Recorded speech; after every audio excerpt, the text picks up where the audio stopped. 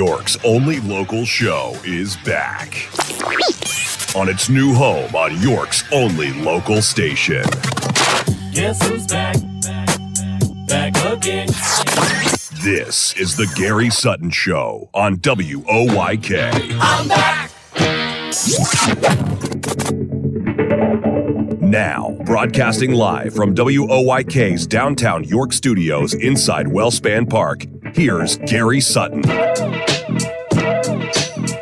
And a happy Friday morning to you. I am Gary Sutton, and welcome to the Main Street of America, Pennsylvania, and York County, the only local talk show anywhere here in the area. I am Gary Sutton. Mark McKenzie is here this morning. Yeah, it's not a 4-day week, but... Well, it is now. I mean, it's down to the end. Yeah, it's 6:05 here on the 28th day of February, our last day of February. That means we're getting ready for March, and we'll tell you a few things about March here in a moment that still you be can writing look forward to. February on my checks Yes, tomorrow. I will not be doing that. I'm ready. I'm ready for March right now. So I hope you are too. By the way, you can text us throughout the show today at 833-478-4729. And we have a question today as well.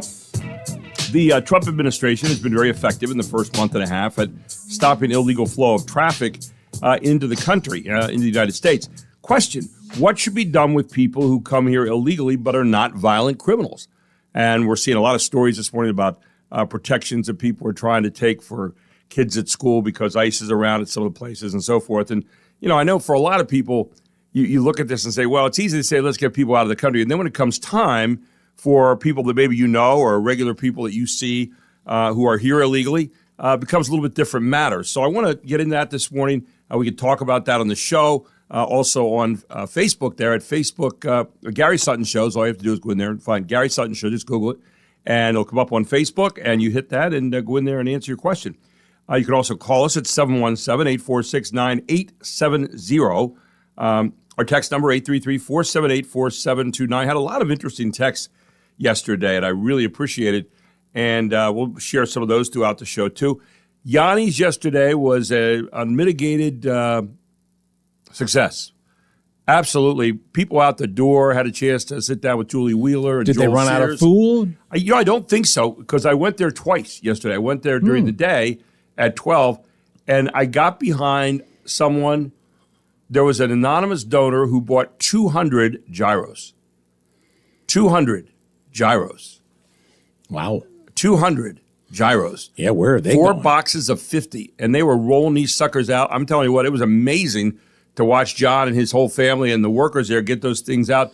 And then the line to eat there was out the door, literally right to the door and just outside. And it was great to see. People rolled out yesterday, a lot of donations, a lot of cards being filled out and put into the container. And it was really great to see York come together there, as they have come together in several other places here over the course of the day. And, of course, today, the funeral down at Living Word Church for Andrew Duarte, the West York policeman who was killed last Saturday in the UPMC shooting.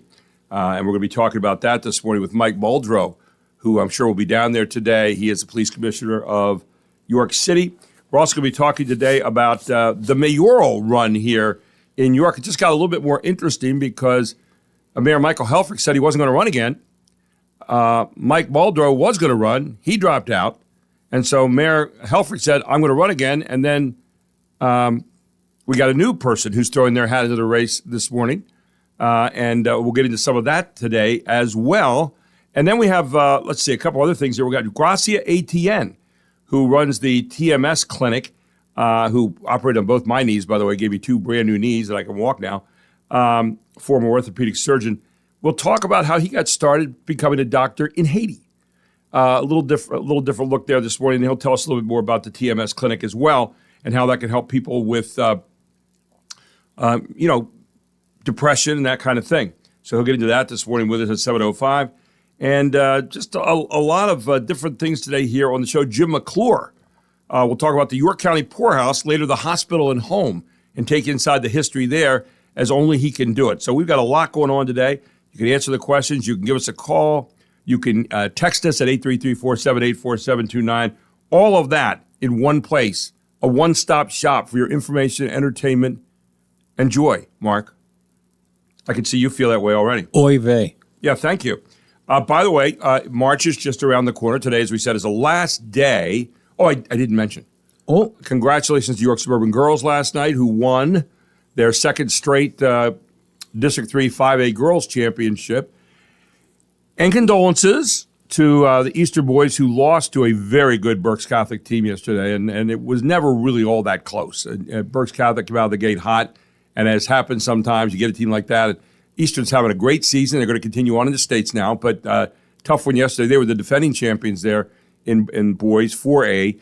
And then we had the Red Lion girls and the Dallastown girls going at it last night. I think it's the first time in 40 years we've had two York County teams getting at it like that. Although someone did say it was last time I remember I watched the game, it was at Hershey Park Arena, was York Catholic and York Suburban for the district championship. But last night it was Dallastown doing it again over Red Lion, winning handily at the end. It was a close game pretty much the whole way through. And Jay Rexroth's team, the champions of girls 6A in District 3. And so they beat Red Lion once during the season. Red Lion beat them once during the season. Then in the county championship or the league championship, Dallastown won. And again last night, Dallastown won again. And who knows, will there be a fifth time later on down the line? Wouldn't that be interesting? So we'll wait and see if that would take place. I don't know if any team has ever played each other 5 times in a season. wow. So Wouldn't that be something? we look ahead to March. What are the things to look forward to in March? That is the big question. Well, the first thing is, how about daylight savings time starts next Sunday? That's March the 9th. March the 9th. Don't say this Sunday, March the 9th. You'll lose an hour of sleep that night, but it won't get dark so early anymore. Then March 20th is the first day of spring. So you got that going for you. Yeah. I mean, I just got tingly already. Well, you already felt it. Wednesday and Thursday, temperatures were above 50. Right. Maybe even above 60. And, it started to feel non-winterish. Non-winterish. I like that. New word. The new Major League Baseball season also starts in a few weeks. The Cubs and Dodgers play the first series in Japan starting on March 18th.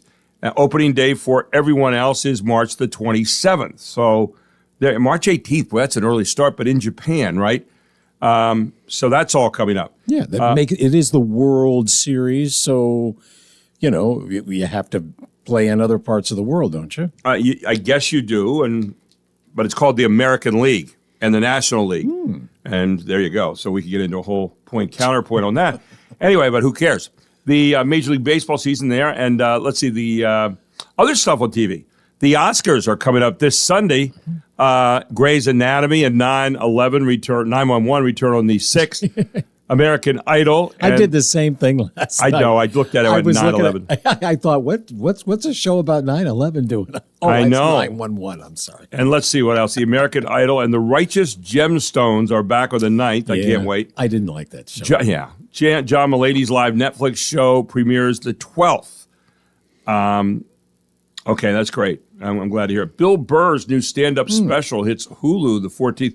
Bill Burr got in some trouble the other week. He was he's pretty brash as it is. He's always, Yeah, but he's always figured out ways to eliminate the population. So that's one of his shticks. But Seth Rogen's new Apple TV series, The Studio, starts at 26. Bosch Legacy is back on the 27th. I'm glad about that. I watched that whole thing, and I watched Bosch Legacy. Yeah, so I'm looking forward to seeing that continue on. And then The Simpsons returns for the 37th season. You know what Bosch is? The actor who plays him, Yeah. I kind of like his first name. I think it's Titus. It is. You're exactly right. How many people do you meet with the name Titus? Yeah. So in theaters, Robert Pattinson's sci-fi space thriller Mickey 17 lands next Friday. Yeah. We'll see if it lands with a thud or with a nice nice soft landing. The Steven Soderbergh spy thriller Black Bag, which I've not heard much about, comes out on the 14th. You hear much about that, Mark? He usually makes good movies. So, and it usually stars George Clooney or Brad Pitt. They're kind of in that little gang. So yeah. So then we have let's see, Snow White. Disney's new live-action Snow White opens on March 21st. Is there something we don't know about that we needed to get new about Snow White? I mean, here's all you need to know. Go ahead. Here's all you need to know. Disney loves, what do they call it when it goes into public domain?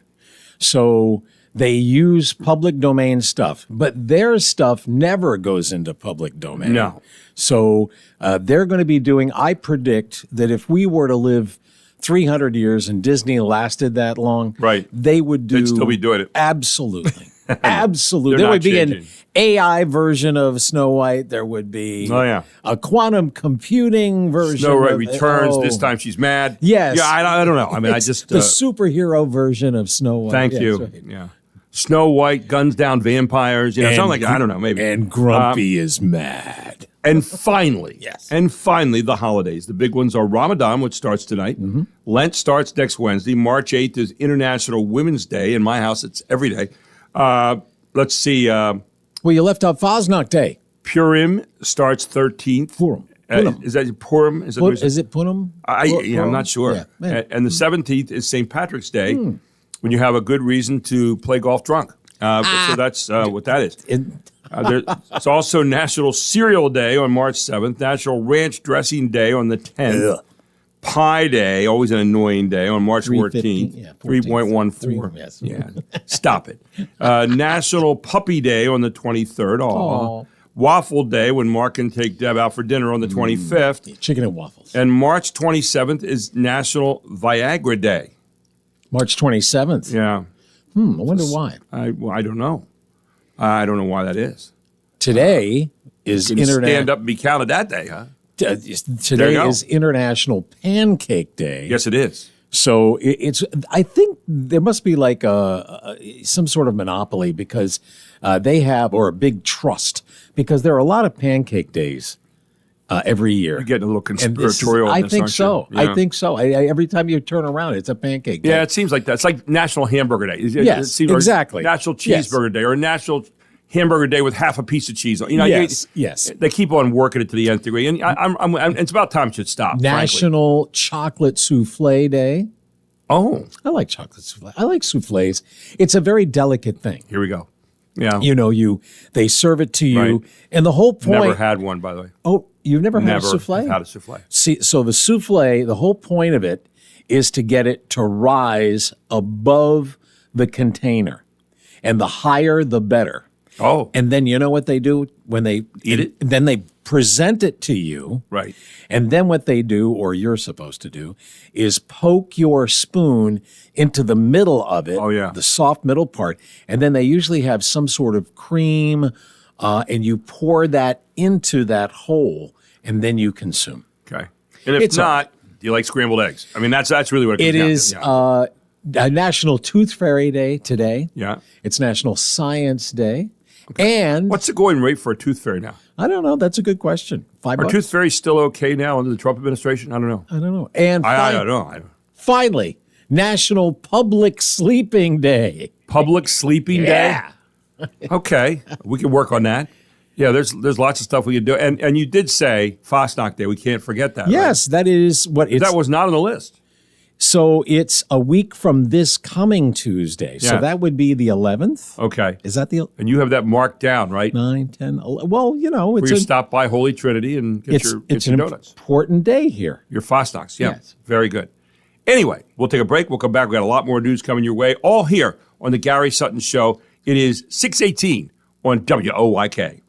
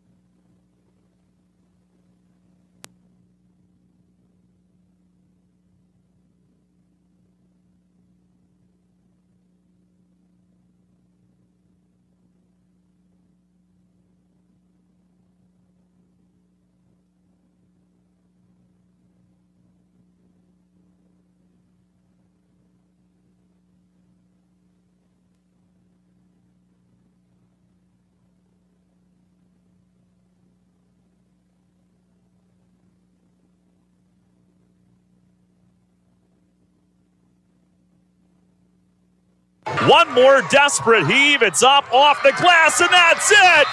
The York Suburban girls have gone back-to-back District 3 champions. That is absolutely awesome. 42-28 the final, their first 2 district titles.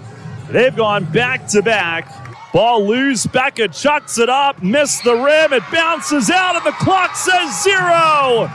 The Dallastown girls have their district championship. Wow. League champs for the 8th time, district champs for the first time. Their 22nd consecutive win comes with gold medals. And the action continues tonight here on WOYK. You heard Dallastown won a district championship last night. York Suburban won a district championship last night. Eastern lost. Dallastown beating Red Lion again in that 1-2 matchup that has been intriguing all year long with the two that are right next door to each other. So, it says a lot for York County when you got 2 York County teams in there playing for a championship. And we've done pretty well so far. Dallastown with a championship, Suburban, you had both York Catholic teams. I think Eastern is the only one that has lost so far. And Eastern was a district champ last year. They're going to continue on. They have a great season going on. So lots to be proud of. And, of course, tonight, Central, the defending defending state champions, who last played on this floor back in late March of last year and won the state championship, go for a district championship tonight, which they've never won, against Central Dauphin.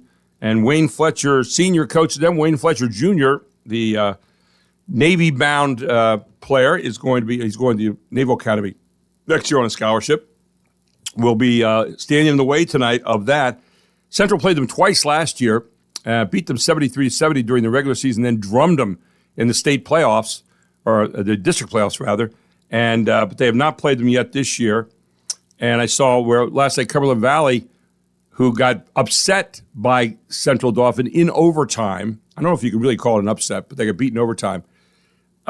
Beat York High last night 91-44. I mean, they took it out on York High big time. They were the defending district champs, so they will be the third place team this year, no matter what happens tonight.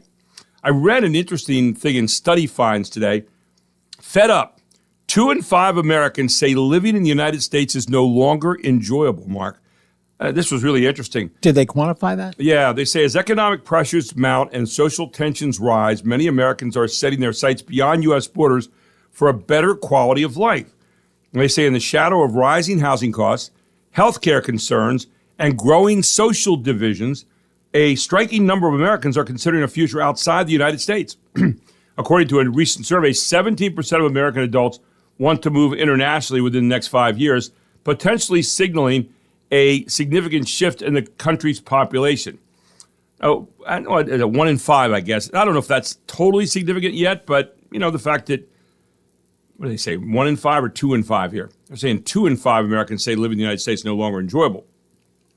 The survey conducted by Talker Research found that 5% of Americans plan to take actual steps toward living abroad in the next few years, while 2% have already started the process of moving to another country. Millennials emerged as the group most eager to move internationally, with a quarter, 25%, wanting to relocate abroad, higher than any generation surveyed. The trend likely reflects the unique challenges faced by millennials who have experienced multiple economic downturns, rising student debt, and increasingly unaffordable housing throughout their adult lives. You think about the millennials, and a lot of times people malign them, but bottom line is, and I'm being very serious, they kind of got born at a bad time. Yes. They've seen a whole lot of stuff that doesn't seem to necessarily juice your spirits that the American dream is what we always told them. And they only know a certain amount. They it's hard to appreciate what happened before, and so unless you study history and you Yes. look back and say, well, here's the way it was. Yes. But the way it was probably doesn't mean a whole lot to you when you're living it the way it is. Exactly. And that is one of the problems. So regionally, Midwesterners, by the way, 18% showed slightly more interest in moving abroad than Americans in the Southwest, West, Southeast, and Northeast, all at 16%. So Interesting. And top destinations, where do you think they want to go? Canada. You're right. That's exactly right. They want to go to Canada.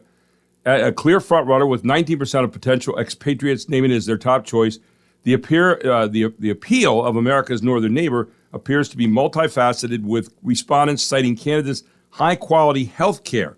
41% its diverse landscape offering ample opportunities for exploration and recreation, and 28% said that, and the nation's practical approach to work-life balance, 21%. How many said as snow? primary attractions. Yeah, nobody said snow.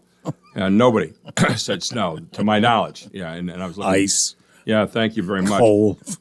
And then there's this story this morning, again, another serious one. No longer off limits to immigration arrests. Pennsylvania schools are looking to laws shielding students.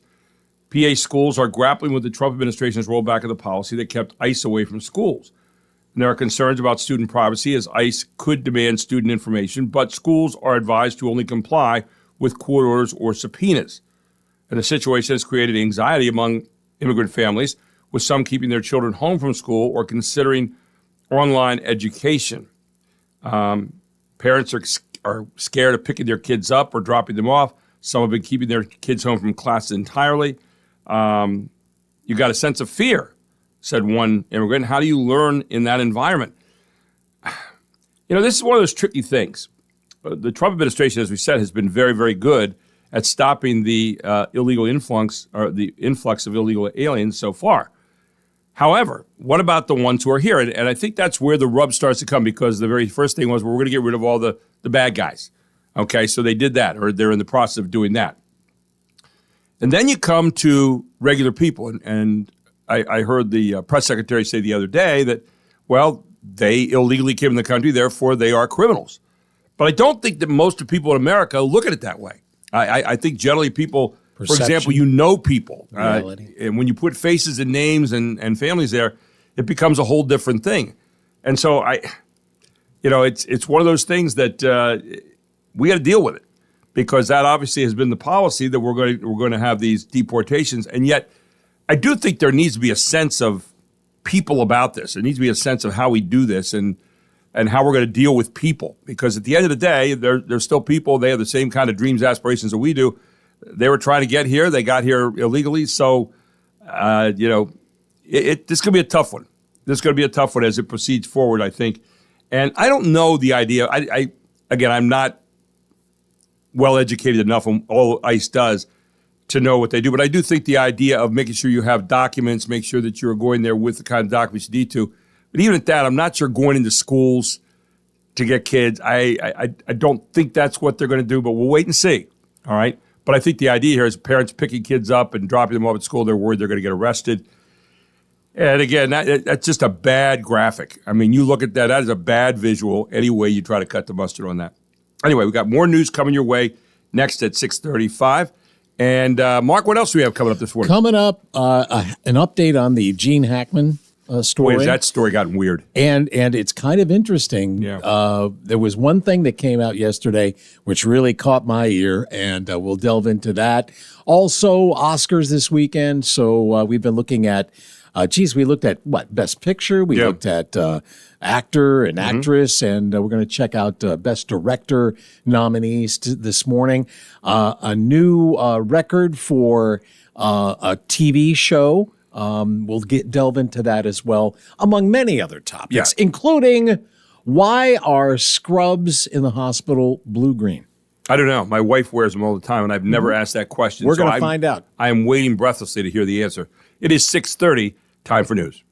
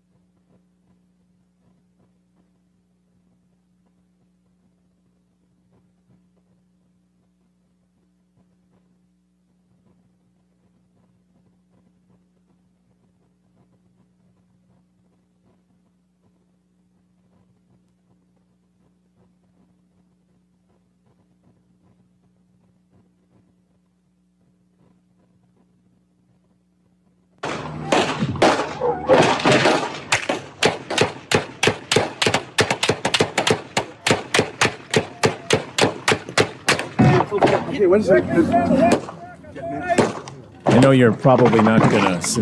That must be gunfire, right? Yeah. It's a specific gunfire. It was 32 years ago today on this date, 1993. The 51-day standoff in Waco, Texas began after 4 federal agents and 6 Branch Davidians were killed during a raid as agents tried to serve warrants to David Koresh and his followers. And there is this particular audio we're seeing from a camera crew that showed up, I think, almost before the ATF agents and FBI agents. So you're getting almost a blow-by-blow recording of this. Matter of fact, one of the agents said after the fact, he said, we probably shouldn't have gone in since the element of surprise was gone. Right. Yeah, that whole thing was just a travesty. It was sad to watch all that, and then of course condemnation of the law enforcement agencies, the way they handled that whole thing, and the ATF and all that stuff. That was just, and then at the end with the burning down of the whole building. It was in April. Yeah. Just one awful thing. So there it is. Sandy Walker, York native, former great basketball player, by the way, over at York High, and she played in our program, our AAU program, for a number of years. Always had a lot of regard for Sandy, still do. Has announced Tuesday that she will be running for the mayor of the city here in York. So it's interesting. Mike Muldrow dropping out. He'll be with us this morning. We're not going to talk about that so much. We're going to talk about Andrew Duarte today, whose memorial services today, funerals today.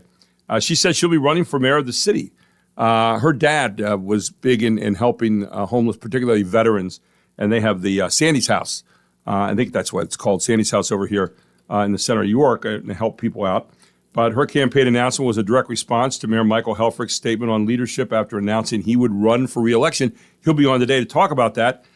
She said, quote, the current Mayor Michael Helfrich made it clear just a day ago that he would only remain in the race if there was no candidate who was strategic, logical, and experienced.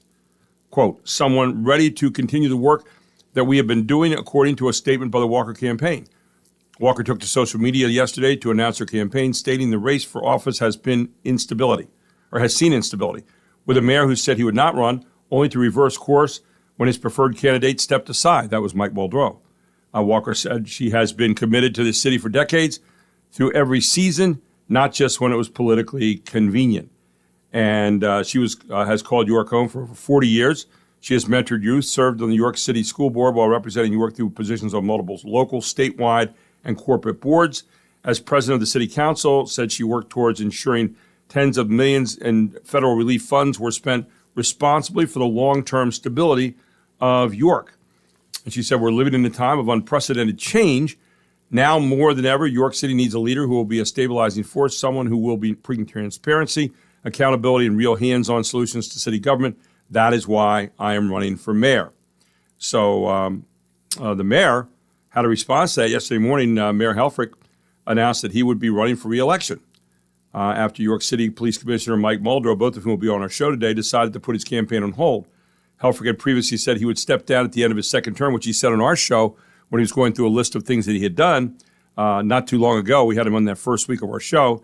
He said, quote, I'm not going to stop being mayor of York until I find someone that I trust with leading York City or until you vote me out, Helfrich said in a statement. In response to Walker's campaign announcement, Mayor Michael Helfrich expressed he has respect for Walker and is interested in learning more about her petition. I want to see who is in the field of candidates. Once we file our petitions, I'll take another look at the field and make my decision. So that's kind of an interesting statement there. So it is. But Sandy, a very good person. So is Mike Helfrich, by the way, and so is Mike Muldrow. We know that. And so good people there, all of whom were at some point in time interested or are interested in this job. And then Philadelphia is going to keep allowing trans athletes to play girls' sports, defying Trump and the new Pennsylvania law.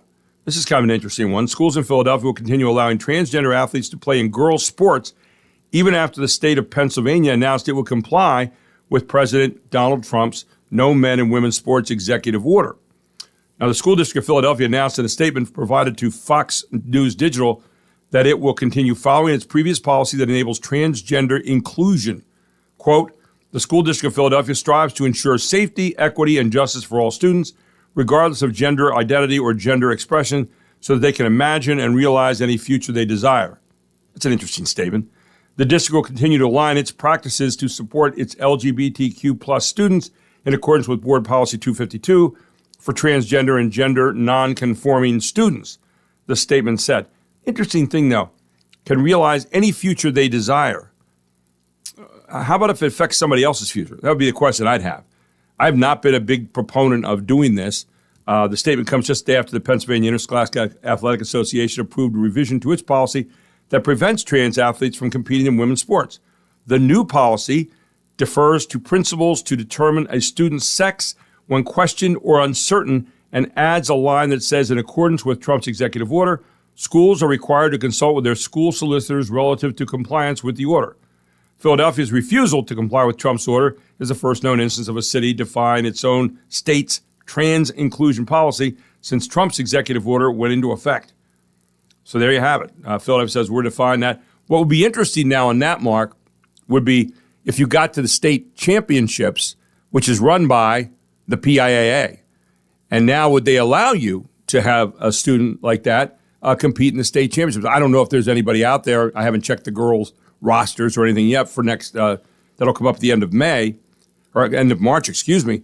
But that would be interesting if that comes to pass. We'll see in coming days. I'm sure somebody's going to be combing the rosters. The to see who's on PIAA that. doesn't allow it, so PIAA doesn't allow it. So if you come in their tournament, we've got a lot of situations where Philadelphia, for example, over the years with the Catholic League, they will win a Catholic League championship, and then when they go in the PIAA play, they can't use certain players because they were ineligible under PIAA rules, but eligible under the Catholic League rules in Philadelphia. all right. So they have had experience with this before. Yeah. In that, not everything they do is PIAA. They have their own set of sanctioned. rules, and Yeah. they're in the PIAA, the heck with that. And so if they want to play in the PIAA tournament, then they have to abide by the rules. If they don't, then I guess they could probably do this and get away with it. So Right.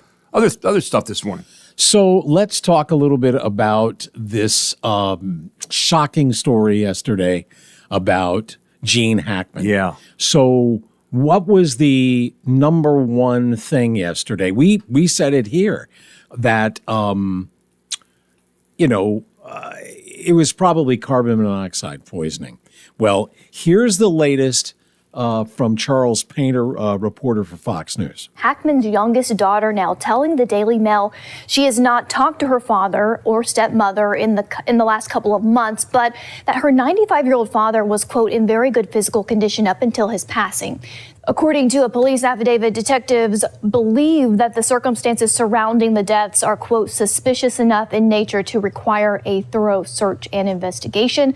The affidavit also revealing Hackman was found in the mudroom of the home while his wife was found in a bathroom with an open prescription bottle and pills scattered on the countertop. Also, one of the couple's dogs was found dead inside a bathroom closet, while two other dogs were found alive on the property. Now, that was Christina Coleman. Dog in the bathroom closet. Yes. And then the wife with pills spread out all over the place. And they said, and the remains were pretty much mummified or partially 'Cause it had mummified. been a while. Because it had been a while they've been there. And So it's dry at this time of the year. remember yesterday when we heard about this, said, well, there's no suspicious stuff. But now they're saying there's nothing, no gas, nothing like that. Right. The gas company, this is the thing I found interesting. The gas company said they didn't find any signs of carbon monoxide poisoning.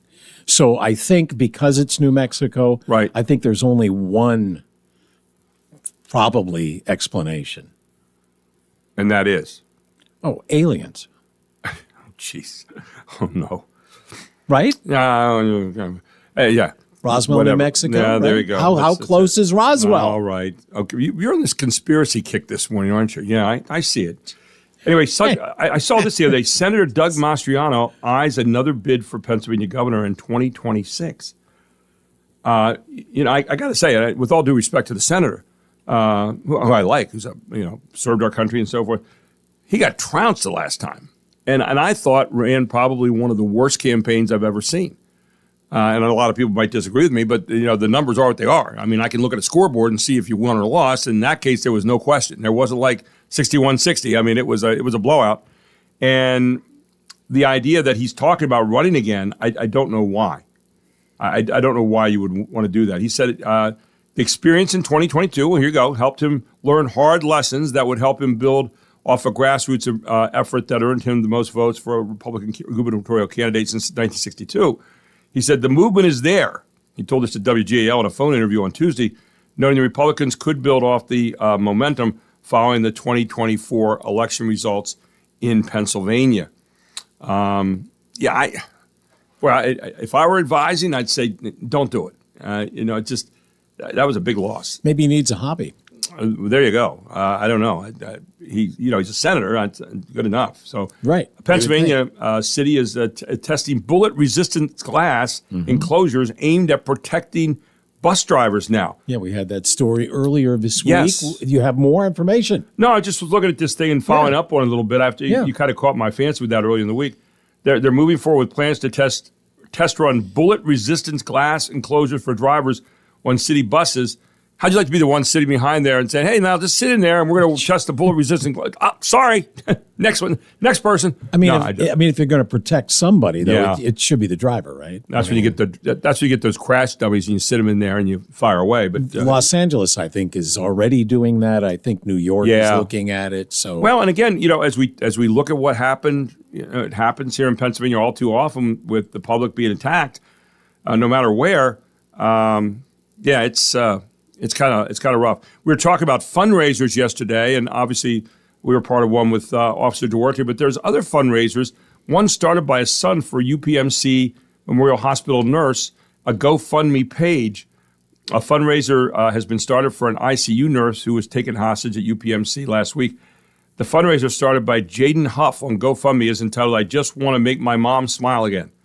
A spokesperson for GoFundMe sent it to York Daily Record in a news release describing it as a verified fundraiser related to the UPMC shooting this past weekend. She has dedicated her life to helping others, showing up every day to care for those in need, the Post states. But now, after experiencing something so terrifying, she's the one who needs help. Authorities allege that Diogenes Archangel Ortiz took staff in the ICU hostage on Saturday morning, fired shots before being killed by law enforcement. 5 people, a doctor, a nurse, a custodian, 2 police officers were wounded. West York Borough Police Officer Andrew Duarte, who is being buried today, or is having his funeral today, rather, at Living Word Church, was killed. Is Aaron doing the service? He's the lead pastor there. Yes, he is. I believe he is. The governor's going to be there today, we understand. Yeah. Now, Jaden Huff could not be reached for comment immediately, but he said, no one should have to go through what she did. And while I can't erase the trauma, I want to do everything I can do to help her heal. The Post states, whether it's covering therapy costs, taking time off work, or just giving her something to smile about, every little bit will make a difference. Nearly $3,000 has been raised so far, the Post states. The goal is $5,000. I thought I saw the other day, I'm not going to say that because I'm not positive on that and I don't want to give bad information. So anyway, there's something the son is doing for his mother to try to help out. But again, the trauma of this is one of the things we're going to have to really work with. Here she is. I mean, I'll bet she never even dreamed that something like that could happen in an ICU. The blood that they see, is from the patients through surgery and the things that they're trying to repair. And now, every time she goes into work, there's going to be that little nugget of doubt. And this is true of crime victims all over, regardless of where this happens. If, burglary happens in your home, you're never going to be 100% sure that it couldn't happen again. And what was interesting, the one lady was telling the story this week of being held by the gunman as a shield as the doors of the ICU opened and they faced a wall of armed law enforcement. Gunfire erupted. They both fell to the floor. She struck her head twice to the floor. She escaped, and an officer led her to safety. Apparently, she described how the gunman forced the colleague to zip her hands or zip tie her hands behind her back. She heard him fire shots, and later he jammed the weapon into her neck. Apparently, pulled the trigger, but it was empty. And as he reloaded, she managed to kind of get away. And the story is incredible here. Yeah. On what happened that day, as we're getting more and more of that coming out during the week. Since you're talking about nurses and things, how about when we take a break and when we come back, we will find out why are scrubs the color they are, blue-green. A waiting world has got to know. I'm Gary Sutton, Mark McKenzie here at 6:49 on a Friday morning here on WOYK's Gary Sutton Show on the Main Street of America.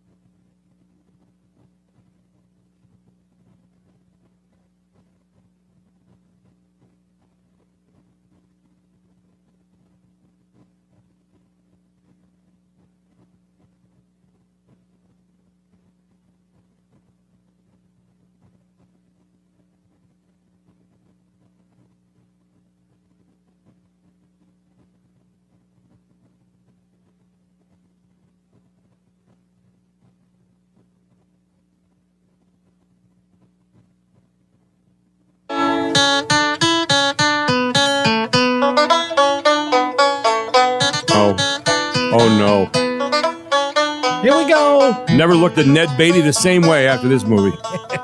Oh.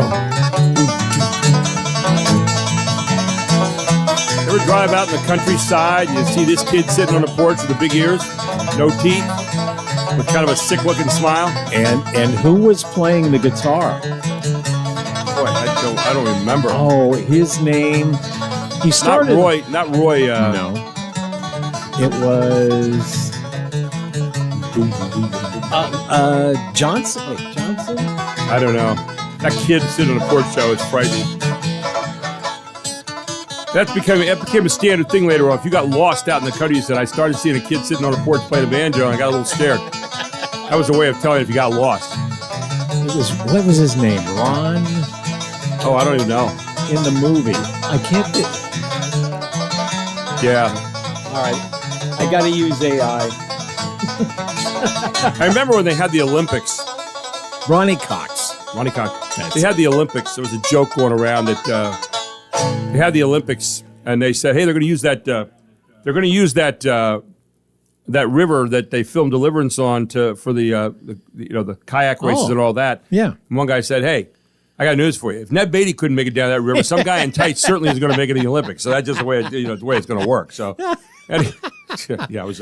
Anyway, it was not a good movie. So Squeal Like a Pig took on a brand new meaning in that movie. So the question is, why are the scrubs used by doctors and nurses? I have no idea. Why are they the color they are? Fox Facts. Walk into any hospital or watch any medical drama, and you'll see surgeons wearing bluish-green scrubs. But why that color? It's not just tradition, it's science.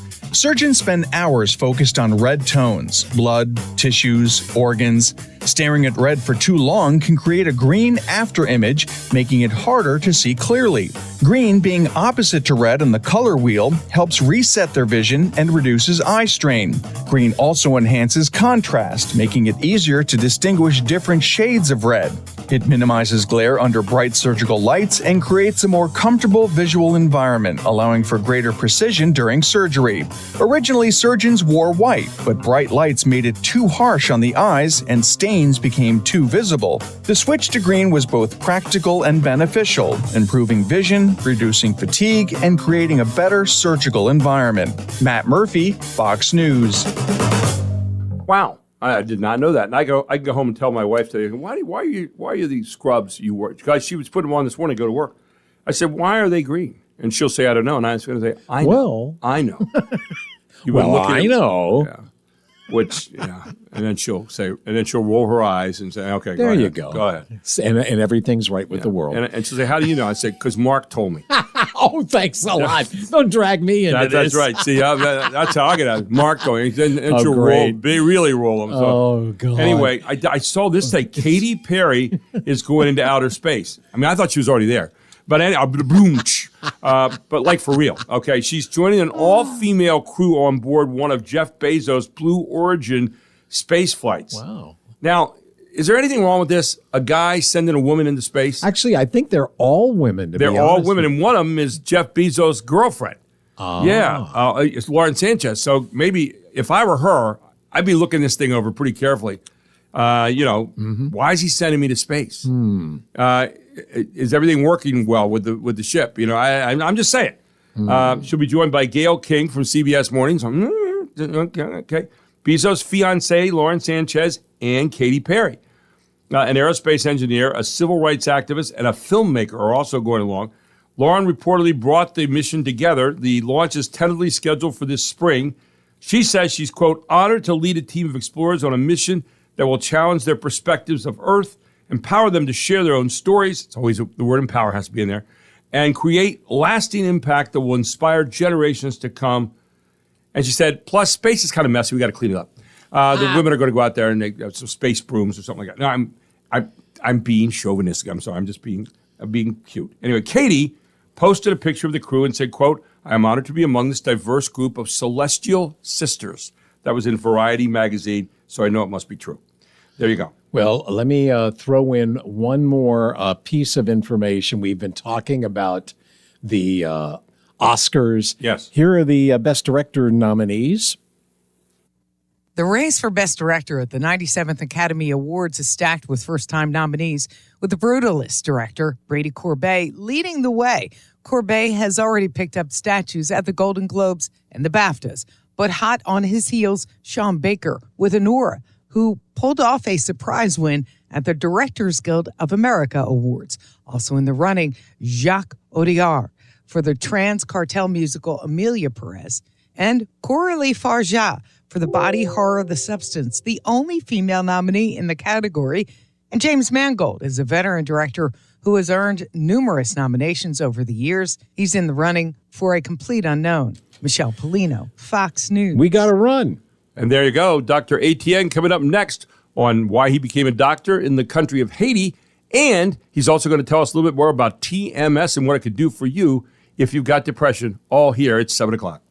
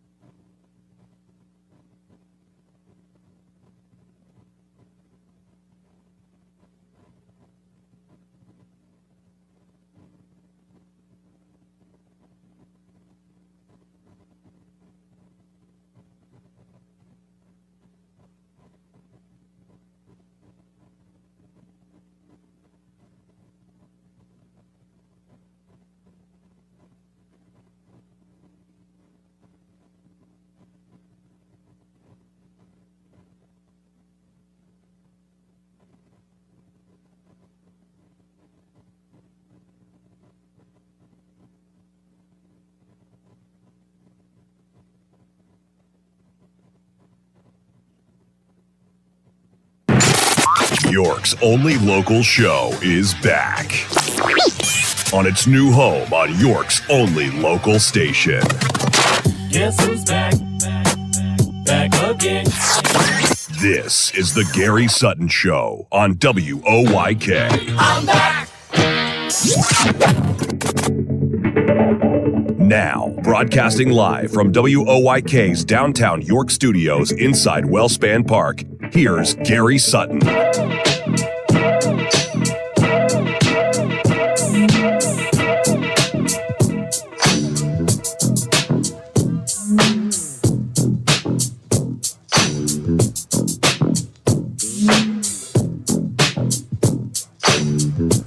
Welcome back to the Gary Sutton Show here. It is 7:05 a.m.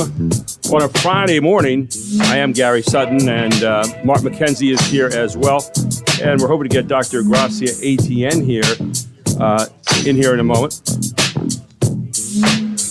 So we're checking. We're having a little bit of a phone problem right here, and we're going to see if we get that figured out.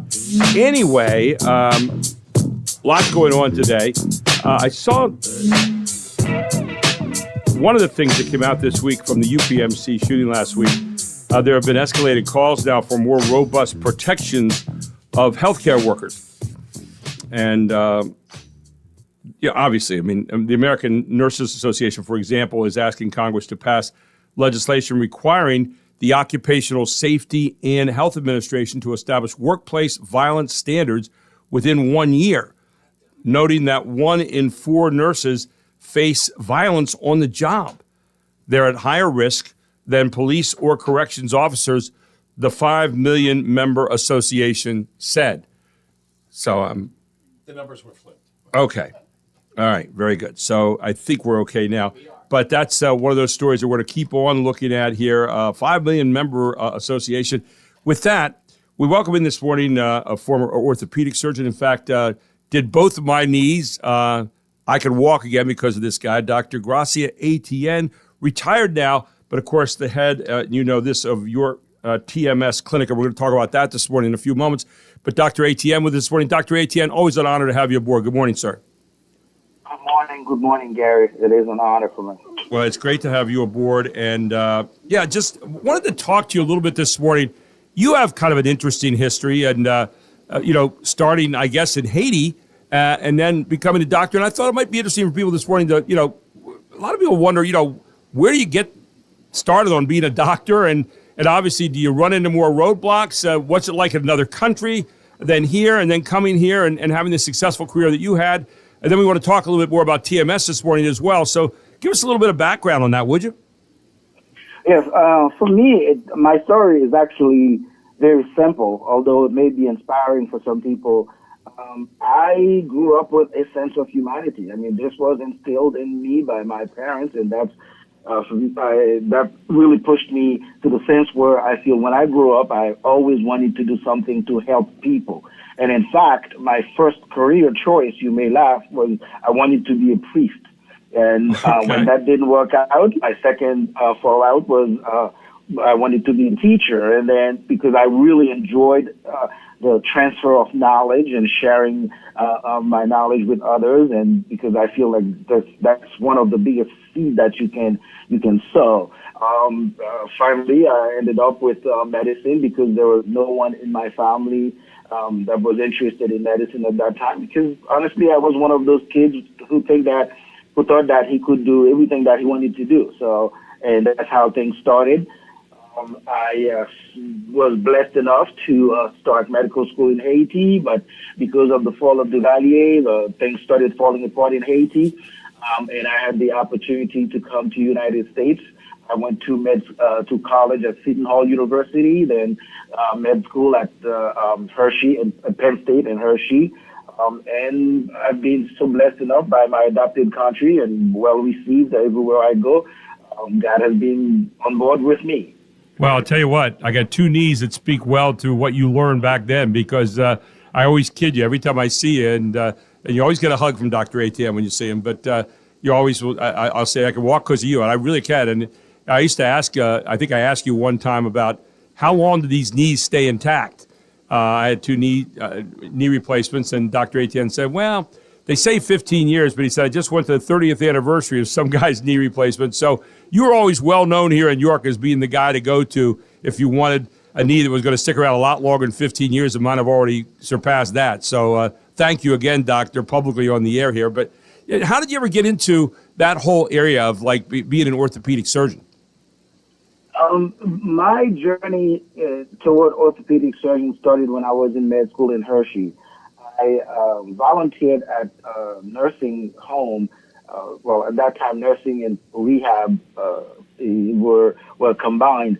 And I was fascinated by how physical therapy and orthopedic intervention really literally put patients back on their feet, because there were countless numbers of elderlies who fell down and broke their hips and went to the hospital, get their hip replaced or fixed, and then come back, and you can see that. So that was, to me, the turn on. But believe it or not, my first choice when I was interested in ortho was actually trauma.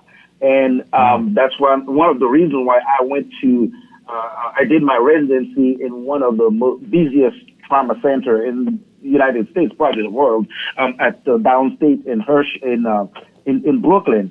And because at that time, we used to have the Army guys coming over because they didn't have enough trauma in the Army to really train them. They used to come to our hospital to actually get exposure to trauma. So you can have the idea there. Yeah. So I was all grown up, but I met another professor there who kind of took me under his wing. That that's one thing about me.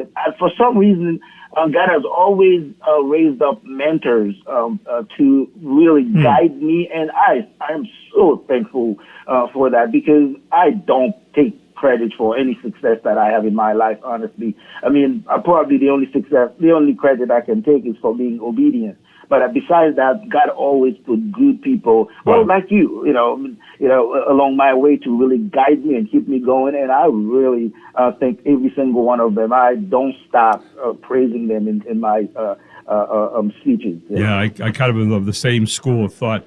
I remember when I came to you for the first time, and I said, when should we get an operation? You said, you'll come and tell me. And I came in, I think, both times on a cane. And I said, I think I'm ready. And you got me in there, and it was an interesting thing. Although I had and I got to share this story. I had an interesting thing happen in the first operation with Dr. ATN, where it was the day after the Super Bowl. I remember that, and I was on the table, and they put me out, and I woke up in the middle of the operation, and I remembered feeling something pounding on the outside of my knee. And the anesthesiologist was sitting right there next to me, and I said, is there somebody wailing on my knee? I couldn't feel anything because it was, dead. And he said, don't worry about it. And I guess he turned the gas or whatever he turned up, and I went back to sleep. So when you came in later on in the room to check on me, I said, were you wailing on my knee? And you said, did you know that? And I said, yeah, I woke up for a second, and you kind of laughed. You said, yeah, we use saws and mallets and all that kind of stuff. And you kind of smiled, and you had that gentle way about you. So it was interesting waking up during one of those operations, but it was... Nevertheless, knees have never been stronger, and that's a great thing. But I want to move to this whole TMS, because your inquisitiveness, and you retire from being an orthopedic surgeon, say, now what? And your hunting for knowledge again has led you to this whole TMS, starting of the York TMS Clinic, and this whole idea of these NeuroStar treatments to help people with depression and other things. And, the moment you called me about this, I was intrigued, because if you're interested in this, I got to hear about it. And I come over to see it, and I was absolutely stunned by what you talked about here. And I got to see a session the other day with this NeuroStar machine. Tell people a little bit about that and what it does and how you can treat people that have depression, especially in situations where you have treatment-resistant kind of depression patients, right? Yeah. Gary, that is a very excellent question. Number one, I would say that mental health in general is not getting the courage that it should get right now, especially in our country, I would say, yeah. I mean, I am becoming passionate, and this is not a business speech at all. This is me, the human being, Gracia ATN. I am very passionate now about creating awareness for mental health in any way that I can. So I really thank you for this question. And one thing that we found out, being a doctor, we know that medicine is very important and sometimes necessary. But however, more medicine is not always the answer. When one doesn't work, doesn't mean that another one is gonna do it. That's not necessarily true. So if there is an alternative that does not involve medicine, it is a very valid option, and that's when TMS comes in play, because TMS is a non-invasive, no medicine, great track record, high success rate, option to help patients manage their depression. And the results that we've seen so far, the success rate that we've seen so far, up to 83% success rate with 63% remission rate. That's actually awesome. Okay. Right. And what TMS does, it's a simple concept. When people are in a state of depression, or when they are suffering from depression, their brain cells are literally dormant. They are asleep, and the magnetic pulses, very low magnetic pulses, not electrical pulses. Right. The magnetic pulses literally reactivate those cells and create connections between them, then finally strengthen those connections. And besides the science that I just give to you in layman terms, I have seen the results myself and the clinical results, and then see how patients can go on and be able to manage their life. That to me is I don't know if I can use that term, a complete turn on. I was amazed when I saw the PET scan of our brain when it's kind of there and, as you said, kind of dormant. And then when it's non-depressed, it's a whole different look there. But one of the things about the TMS clinic, this NeuroStar machine, I actually stood there in the living room the other day where they do this. It's a very relaxing kind of atmosphere. And I was talking to a guy that was having it done at that time. And we were having a great conversation. The session lasts as little as 19 minutes a day. And you can resume normal activities immediately after the treatment.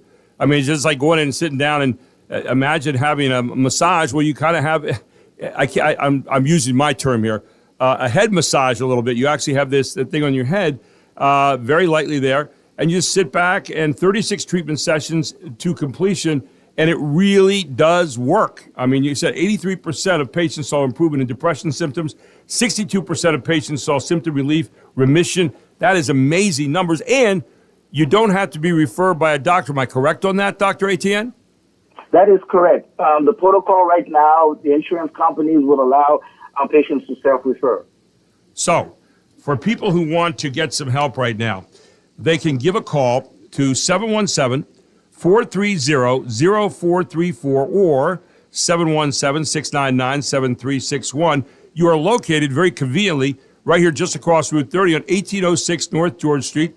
The York TMS Clinic sign is right out front. It looks like a residence because at one time it was, and they have a great homey kind of atmosphere when you walk in. You're going to be met with a smile.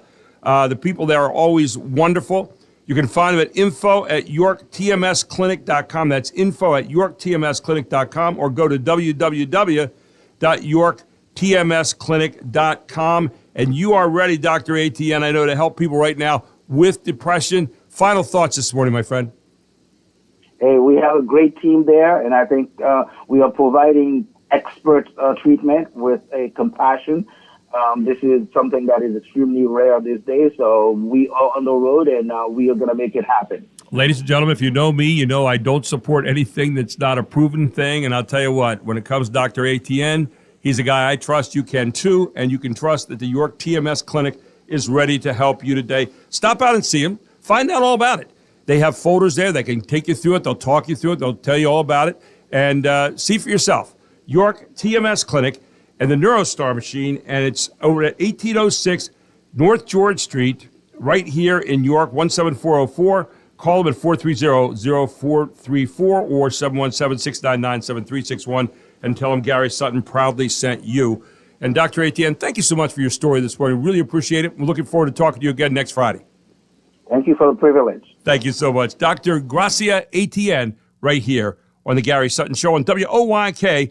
When we come back, some more news you might have missed, all straight ahead on the Gary Sutton Show on a Friday morning.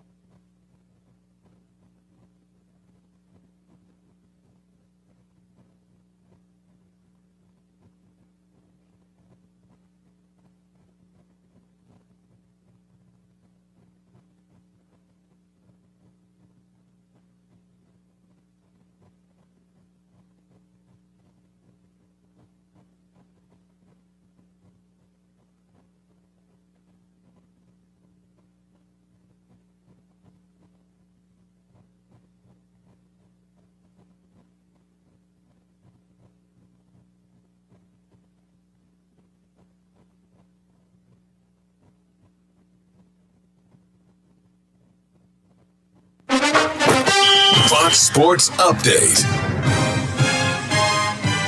They're going to put the 6'10 Wagner on Steph. Fading, firing, hitting again.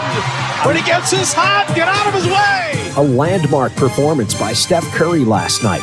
Another clutch game for the Dubs. Curry, three. Good! 11 threes. 49 for the game. Curry to beat the buzzer for three. Good! Steph's got 12 threes.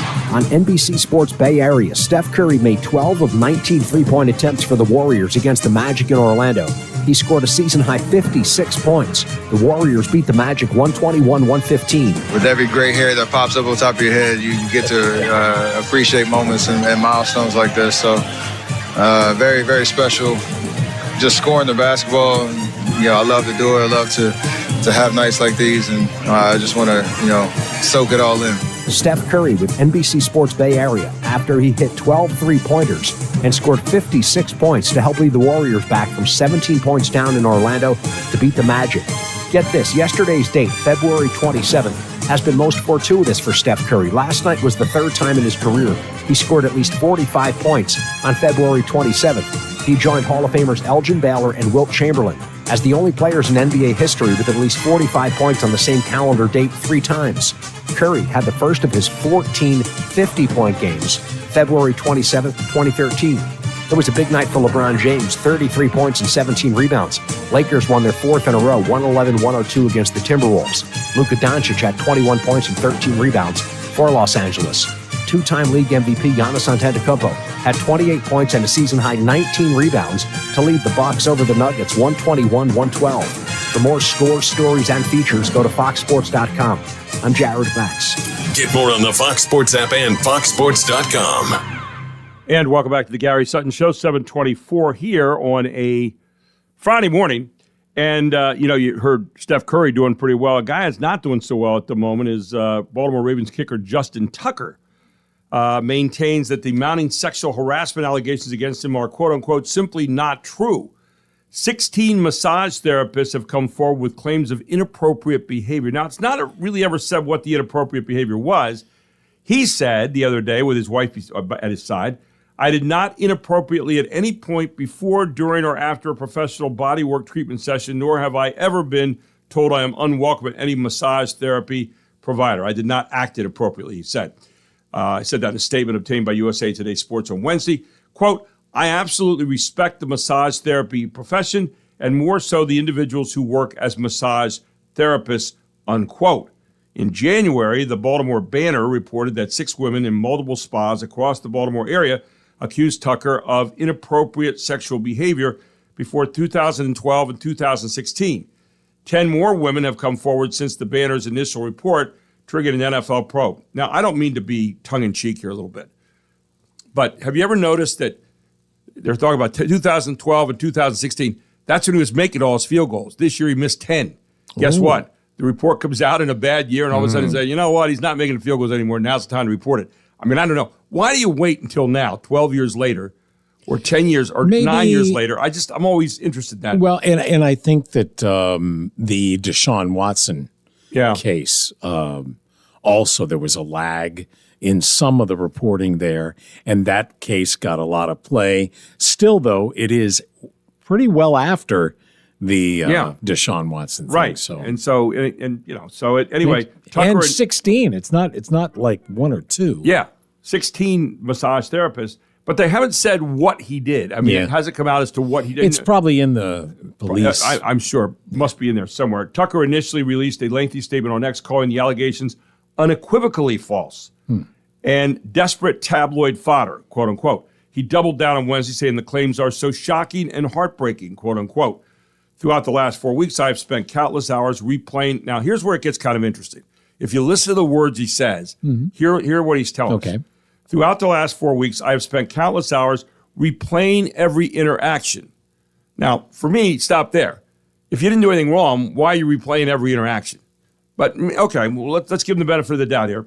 He said, I've been replaying every interaction I've had with bodywork professionals over the last 13 years.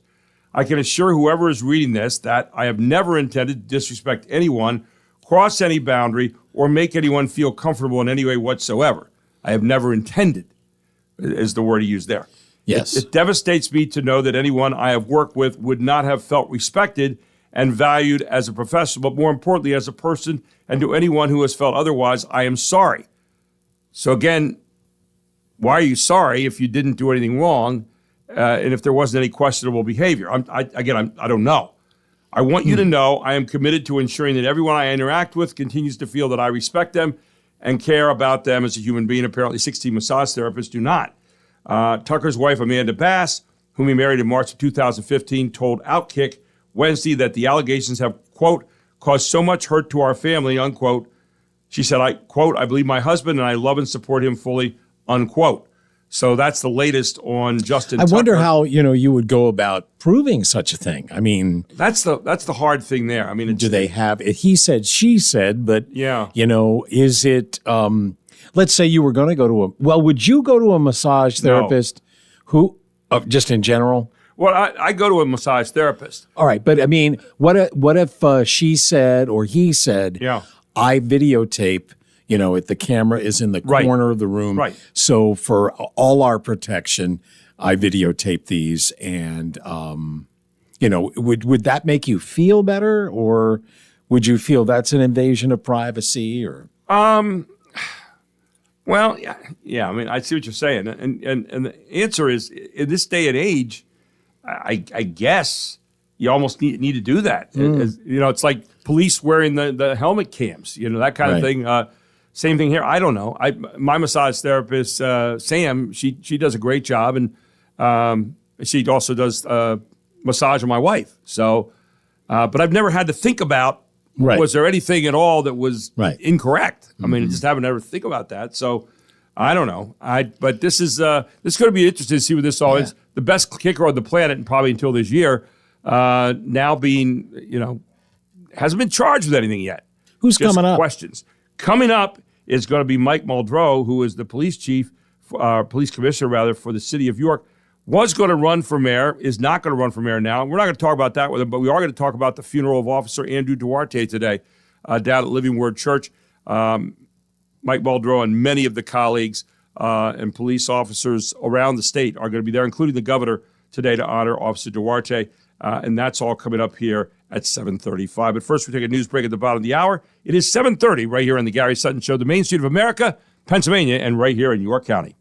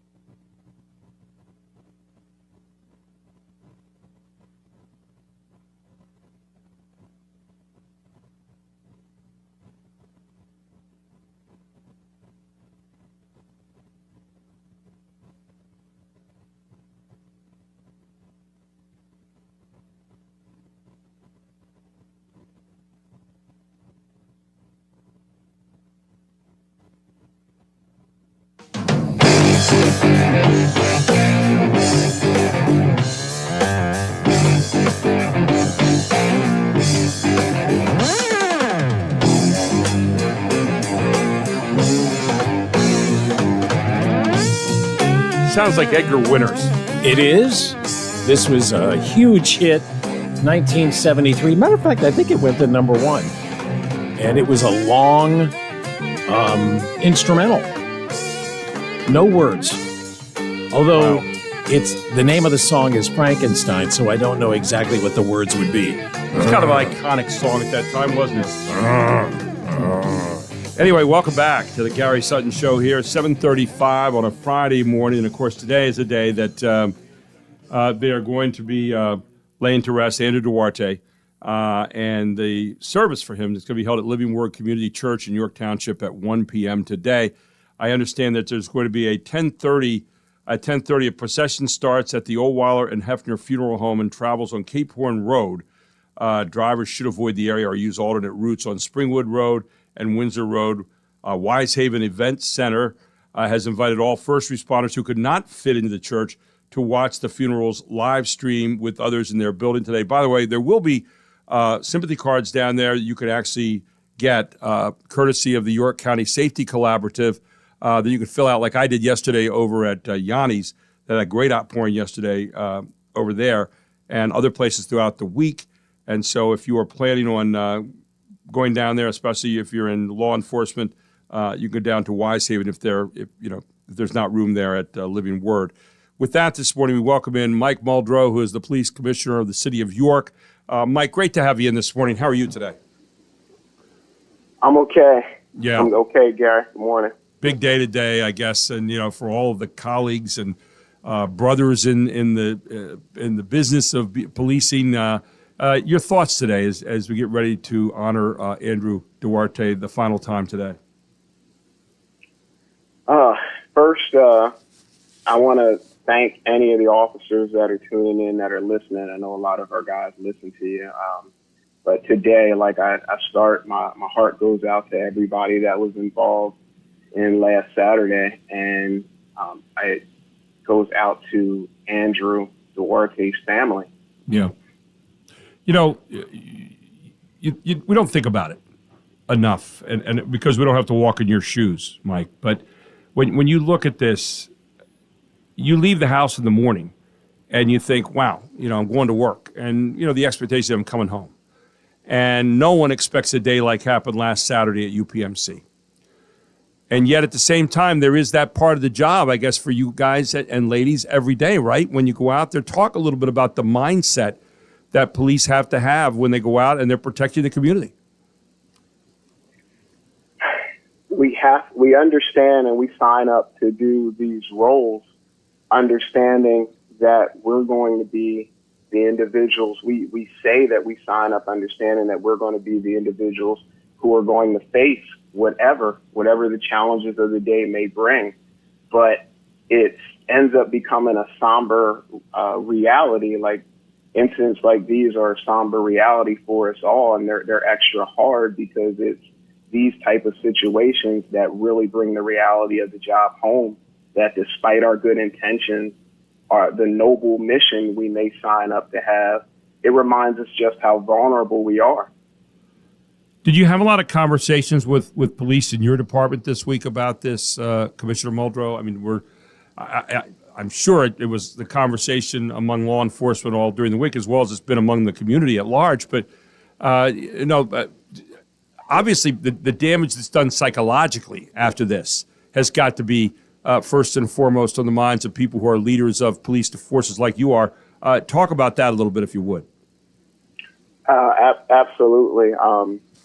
Starting on Saturday, I tried my best to get to as many officers, not mine and my own, as I could possibly get to, for that very reason, because these situations, again, like, they force you to face your own mortality and ask those nagging questions in your gut. Why am I doing this? Is it worth it?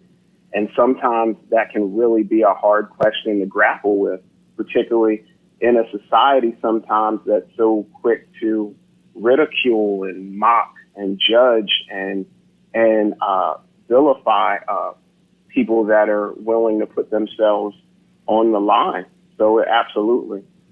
I think the outpouring that we've seen this week from people across the community of York and York County at large, and even beyond that, has been pretty incredible. I mean, I was out yesterday at a local place, Yanni's, where an anonymous donor bought 200 gyros yesterday in front of me, just one person, just because 20% was going to the officer's family. We're seeing a GoFundMe page for one of the nurses who was involved in this. We saw the heroism of a tourniquet around an officer's leg to get him to the hospital right there at the scene on Saturday. I mean, countless numbers of people doing the right thing, running toward the problem, or now reacting to the horror of all this afterward. And amidst all of this tragedy, there is that goodness, but we don't like to think that we have to get to that point to have that goodness, right? I know you're out there proactively working all the time to try to stay out in front of these kind of things. And one of the things that comes to mind here, Commissioner Muldrow, is the idea that what has been out there everywhere else would never come here, and then here it is in a split second of a moment, and we have to deal with it. All of that kind of colliding together this week. Is there any way of making any sense out of all that, or any way of kind of coming out with the moral of the story is? Yeah, man, making sense of it. That's a hard statement to try to actually put words together for. Right. Last Saturday, I think that's what the world saw. It saw a group of officers, a group of men and women, a collection of people that may have or have not known either each other from different walks of life that tried to just come together to help stop something unexpected. And my biggest thing when it comes to making sense of it is I want communities to remember what they saw last Saturday. I want them to understand that there are people in those uniforms, actual people that are out there willing to do things like that every day. I want the families of those officers to know how much we appreciate the support they give us every night that we come home. And I want our officers to understand what happened last Saturday. It's okay to cry. Understand what happened last Saturday, that it's tearing at your heart and it's making you ask tough questions. But I wanted to come on here today because I wanted to try to speak to even them and let them know to understand it, to respect it, and to use it. Yeah. Use it to keep yourself focused and remembering your why. Use it to push you through those tough times, and use it to try to keep us all together and remember that we were called here to do a job like this because nobody else can do it. We're talking with Police Commissioner of York, Mike Muldrow, this morning. Mike, a lot has been said this week about people getting through the cracks and how we get out in front of that. And I know you're doing a lot of preventative and proactive policing, dealing with people ahead of time before we get to the point of, gunplay and so forth, or any kind of crime being committed. But this idea of mental illness, this idea of people continuing to kind of slide through, we saw a number of posts where they had dealt with this gentleman a couple days before over a hospice situation, and they had no inkling that this could happen. 2 days later, here he comes with a bag of zip ties and a gun. And, I know the York County Safety Collab, which you're involved with, I know, is trying to do these kind of things, get out in front of this and deal with people ahead of time, get people on the radar screen before they pop up here in this kind of moment. Is there anything we can do that we're not doing right now from your vantage point, or is that another conversation for another day? That ends up being a bigger conversation, but there is no way to totally ever get ahead of the evil that human beings can do. It's the human question. There's no way we can prepare all we want, but there's no way that short of a Minority Report style society that we can stop crime and stop evil before it ever happens. But what we can do is we can prepare, we can train, we can support the men and women who are willing to stand up against whatever may fly in our direction or whatever threatens us, and just give them the grace to understand the role that they play and just how much they're appreciated in a society that wants to remain thriving and remain civil, and just continue to say thank you to them for the work that they do. Commissioner Muldrow, we're honoring Andrew Duarte today at Living Word. Obviously, the governor's going to be there. Countless numbers of officers, I would dare say thousands, are going to be out there today with their hearts and minds thinking about Officer Duarte and all the officers who were involved in this, and the ones who were wounded, and the other people, the first responders, the nurses, the custodians who were wounded. Is there, as you went through it this week as a police commissioner of yet another group of people, did you start to say, maybe here's some things we need to change in terms of counseling for our guys if something like this should happen, or for our ladies who are serving? What were your thoughts on that this week as you kind of took inventory of what you were seeing and the after response to helping these people who've now had to go through this traumatic experience, not just the people who were the victims, but also the police who had to go out there and do this and take a man down, and now afterward you go, okay, well, what do we have available for them? Do we have enough? Did that come across your mind much this week at all? Final thoughts? Absolutely. It continues to stay on my mind and my heart. We have to show up. We have to show up for the people that show up for everybody else.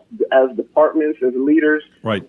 We can never do enough. We can never do enough to be there supporting our guys, and that's literally why when you texted me, it's why I asked to be here today, because I figured this was the biggest possible venue I could get on to make sure my guys know that I love them, to make sure I know that they know I support them, and that I'm sorry if I didn't get to them enough.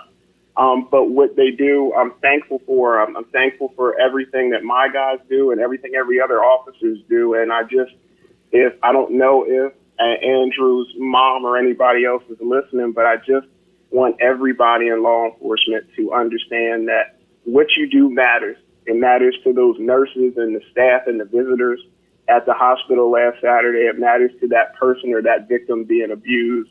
It matters to the kids who can't fall asleep at night because there's something bad outside their window. And it matters to the officer that's next to you and whether or not they're going to make it home. It's just what you do matters. Police Commissioner Muldrow, we appreciate you taking the time to be with us this morning. It is an emotional time, I know, and especially for people in all the departments here in York County, and probably, I would dare say, a far wider region than that. But thank you for what you do. Thank you for all the police who are underneath your jurisdiction do, and all the police here and all the police departments in York County do. We remember Officer Andrew Duarte today, and we remember all the police who are out there doing a job every day, who sometimes we don't say thank you to enough, or maybe don't show enough appreciation. We thank you for being with us here this morning. Thank you. Police Commissioner Mike Muldrow with us here today, the Police Commissioner of the City of York. And again, a heavy day for all of us here in this community, and a special heavy day for the people who serve as Andrew Duarte did last Saturday, giving up his life. The service today will be held at Living Word Community Church in York Township at 1 p.m. Only those who are invited can attend the funeral there. However, and by the way, at 10:30, a procession will start at the Oldweiler and Hefner Funeral Home and travel on Cape Horn Road. A driver should avoid the area or use alternate routes on Springwood Road and Windsor Road. Wisehaven Events Center has invited all first responders who could not fit into the church to watch the funeral's live stream with others in their building today. That is down there off Mount Rose Avenue. And you can go out there in Wisehaven Events Center. Just Google that, and you can find the directions there. Mike Parks graciously providing that facility today. We take a break. We come back with more here on the Gary Sutton Show, where it's 7:49, 37 degrees here on Brooks Robinson Plaza on a Friday morning on WOYK.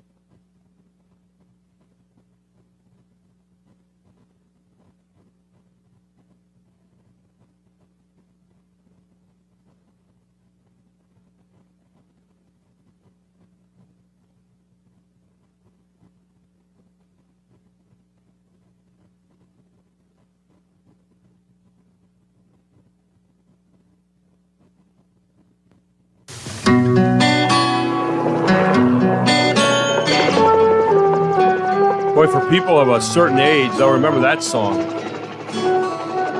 Suicide is Painless. Remember that song from the original movie? A lot of people don't remember the title, so it's very good. Yeah, it was 42 years ago today, on this date, 1983, at the end of its 11th season. Amazing show. The final episode of MASH aired on CBS, the special 2.5-hour finale, watched by how many people?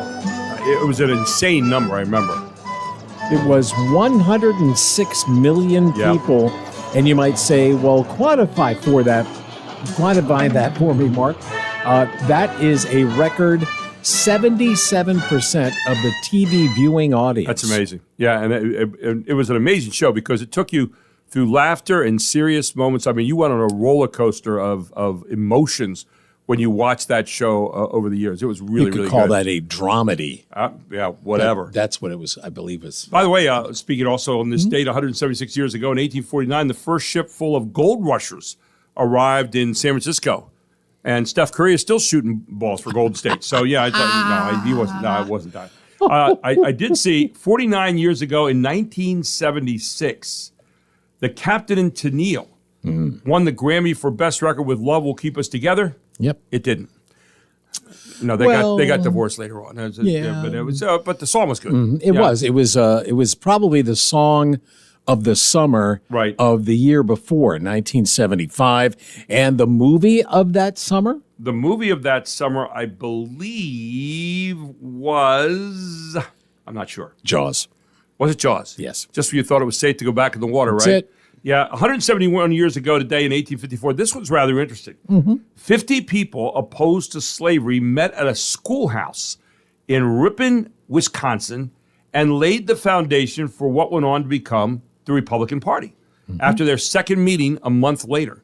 Yeah, second meeting a month later. And what year was that? That was in 1854. So that was... Just prior to Lincoln becoming president of the United States.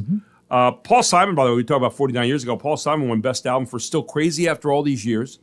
And Natalie Cole won the Best New Artist at that time, 49 years ago. Paul Simon, I was tooling around last night looking for something different to watch. And I think, I want to say it might have been Amazon Prime, but I'm not 100% sure. But I saw the SNL 50 logo, and I thought it was the show, the documentary, that broke down like several of the iconic moments. And then that particular episode was all about that moment, how it came to be, that kind of thing. And I thought, well, let me see what's available. But it ended up being the actual Saturday Night Live. So my interest was piqued. It was like, well, do they have all 50 seasons here? Yeah. And they did. Wow. Yes. I mean, I went back. Oh. I watched. It's like a buffet. Well, the very first year, it's kind of interesting, too, that normally you would have, most TV shows would have, back in the 70s anyway, 22 episodes. That was a full season. This one, that first year, it started in, I believe, October of 75. And the first season ran into the summer of 76. There were like 25 or 6. Oh, yeah. That many. I ended up watching a little bit of Robert Klein, the weekend that he hosted. And I'm trying to remember the musical guest. Oh, it was Loudon Wainwright III. Wow. And, no, I'm sorry. The third is his son. It was the Loudon Wainwright. And I wanted to see if he was going to sing his most famous song, which I believe was Dead Skunk. In the Middle of the Road. In the Middle of the Road. And instead, he sang a song about the bicentennial.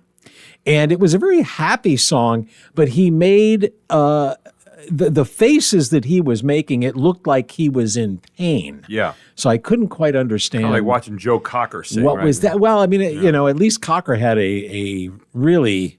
He just looked spastic. He had a great voice, though. Wainwright didn't have a bad voice, but it wasn't like you couldn't have picked First of all, it a guy that sings Dead Skunk in the Middle of the Road probably is not the guy you want to hear singing a whole lot of other songs. That's true. I'm just saying. I wouldn't argue with that. 41 years ago in 1984, Michael Jackson won a record 8 Grammy Awards, including Album of the Year for Thriller yeah. and Record of the Year for Beat It.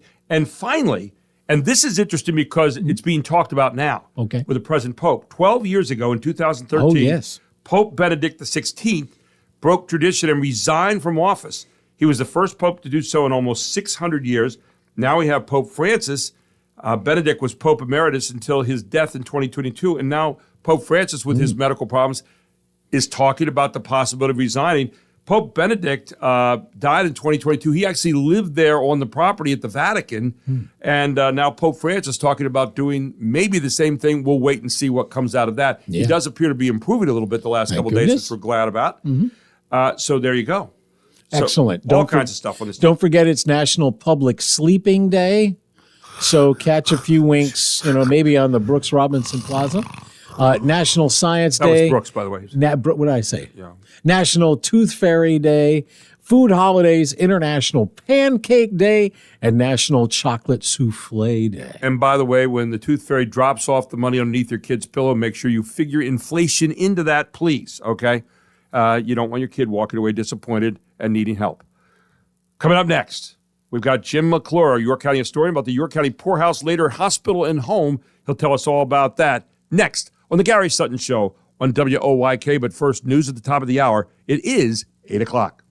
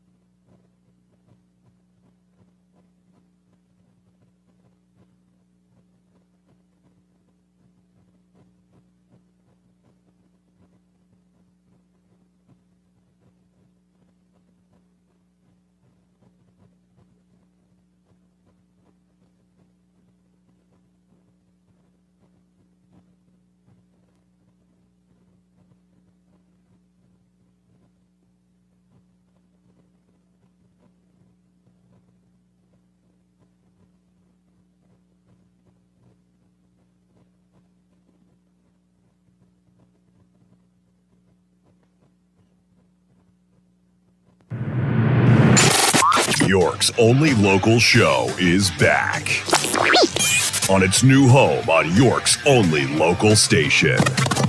Guess who's back? Back again. This is the Gary Sutton Show on WOYK. I'm back. Now, broadcasting live from WOYK's downtown York studios inside Wellspan Park, here's Gary Sutton. And it's 8:05 on a Friday morning here on the Main Street of America and Pennsylvania and York County. This is the Gary Sutton Show, and they have, about 40 degrees outside right now?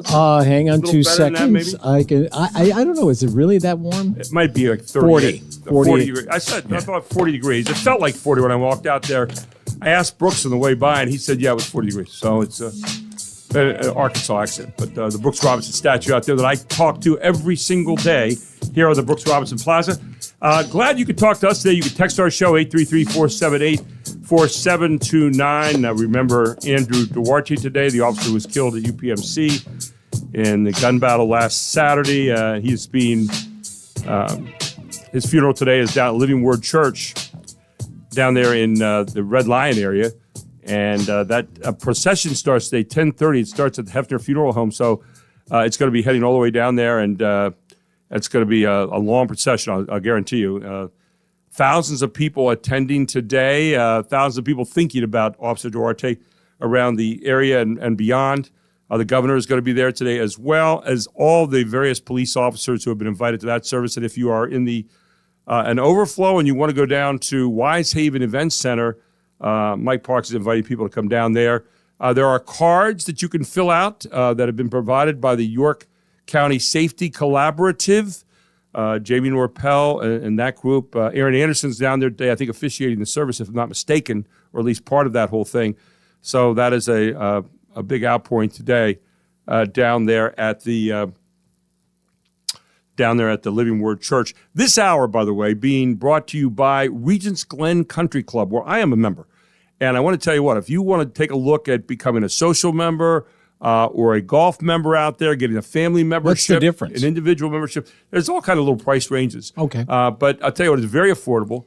I've been a member there. In fact, my wife and I were married there out there just off Indian Rock Dam Road. You can give a call to 717-747-1919. That's 717-747-1919 and find out how easy it is to become a member out at Regents Glen Country Club. They are our sponsors for this hour. You got good pickleball courts. And they've got great pickleball courts, brand new, and also a wonderful golf course there. And I've been a member there since 2001. And they made some changes last year. Well, they're adding some housing there in the community as well, and so some chance to take a look at that too. Mm-hmm. But Regents Glen Country Club, one of the great hidden gems right here, right in the middle of York, 5 minutes from probably where we're sitting right now, and a very, very affordable country club type setting. So we'll tell you more about that throughout the course of the show. But we welcome back Jim McClure, York County historian, a former editor at the York Daily Record, and also the author of Never to Be Forgotten, written originally for the first 250 years of York's history in 1999. He has since added to that 25 more years for the 275th anniversary last year, and he joins us here this morning. Good morning, Jim. How are you? Really well. Gary, good to be here. Great to have you on the show today, Jim. As always, we look forward to you every Friday because we know we're going to learn something new about our county that we probably didn't know about. And this week, it has to do with the York County Poorhouse. Later on, the hospital and home. Tell us about that this morning, Jim. Yeah, maybe we could just back up and because of this sad day, yes. Which we're going to be talking about Andrew Duarte or celebrating his Absolutely. life. The York County was founded because we needed law enforcement. It was founded in 1749 because we needed a sheriff and we needed a court system and we needed a prison. And so it was, and we were very fortunate that we didn't have a line of duty death of a police officer or sheriff's deputy until 1929. Very fortunate. And so that was Curtis Sowers was killed in line of duty about 100 years ago. And so if you think that the role of government is to provide for the national defense and to help those who can't really help themselves, to help those who are to run order through chaos, you might say, that ties into our topic today, where we're going to be talking about the York County Poorhouse. The government has always been a vital part of our government and police. Has always been which is part of government, has always been a vital part of our York County. And so it's good that we're talking about this topic today. Yeah, and one of the things that happens too, I mean, we think back to the days of when we really last remember this kind of thing, and I think we go back to 1969 with, you think about our police back then in the streets at 1969, and of course the death of Lily Bell Allen. During that time, we had the death of Officer Henry Shadd. So we had some time like this at that time too, during a great time of upheaval, right? That's correct, and that's again where police. In that case, the York City Police Department needed some work, and there was major reforms that happened after the 1969 race riots. But yes, Officer Shadd was killed in 1969. We've had 9 line of duty deaths since Curtis Sowers. Wow. And that includes a game protector or wildlife officer, and also a fire policeman. So really, what law enforcement does is very broad and very important to what to life in York County. And now we move into today's topic as well, Jim. As we talk a little bit about the history of York in terms of it started with a poorhouse and then later on led to some other things. Tell us a little bit about that. Yeah, this is a case where government was seeing that we had poor, we had children, and who were without parents or really indigent. We had mentally and physically disabled. Think about those with Alzheimer's, what we call Alzheimer's today. Who would care for them if their family was gone? And so in 1805, the county established the York County Poorhouse. It was called the Almshouse or Poorhouse, and they put it at where Alexander Good School is today on the Elm Springs farm. It's really what we know where a good school is. It's at Wallace and Chestnut, right. Broad and Wallace, out in that the northwest or northeast part of York City, and so that was where it went up in 1805, and then a hospital was added in 1828. The hospital was more like a nursing home would be today in a retirement village. The word alms is one of those words we hear kind of generally with England, and that's where it kind of came from. Talk a little bit about the almshouse and how we had that name in there at that particular point in history. Yeah, before that, the townships in York County would individually care for the poor. Right. But then the almshouse or poorhouse was designed to bring them together for care. And those three groups, the poor, children, and mentally and physically disabled, all in one place.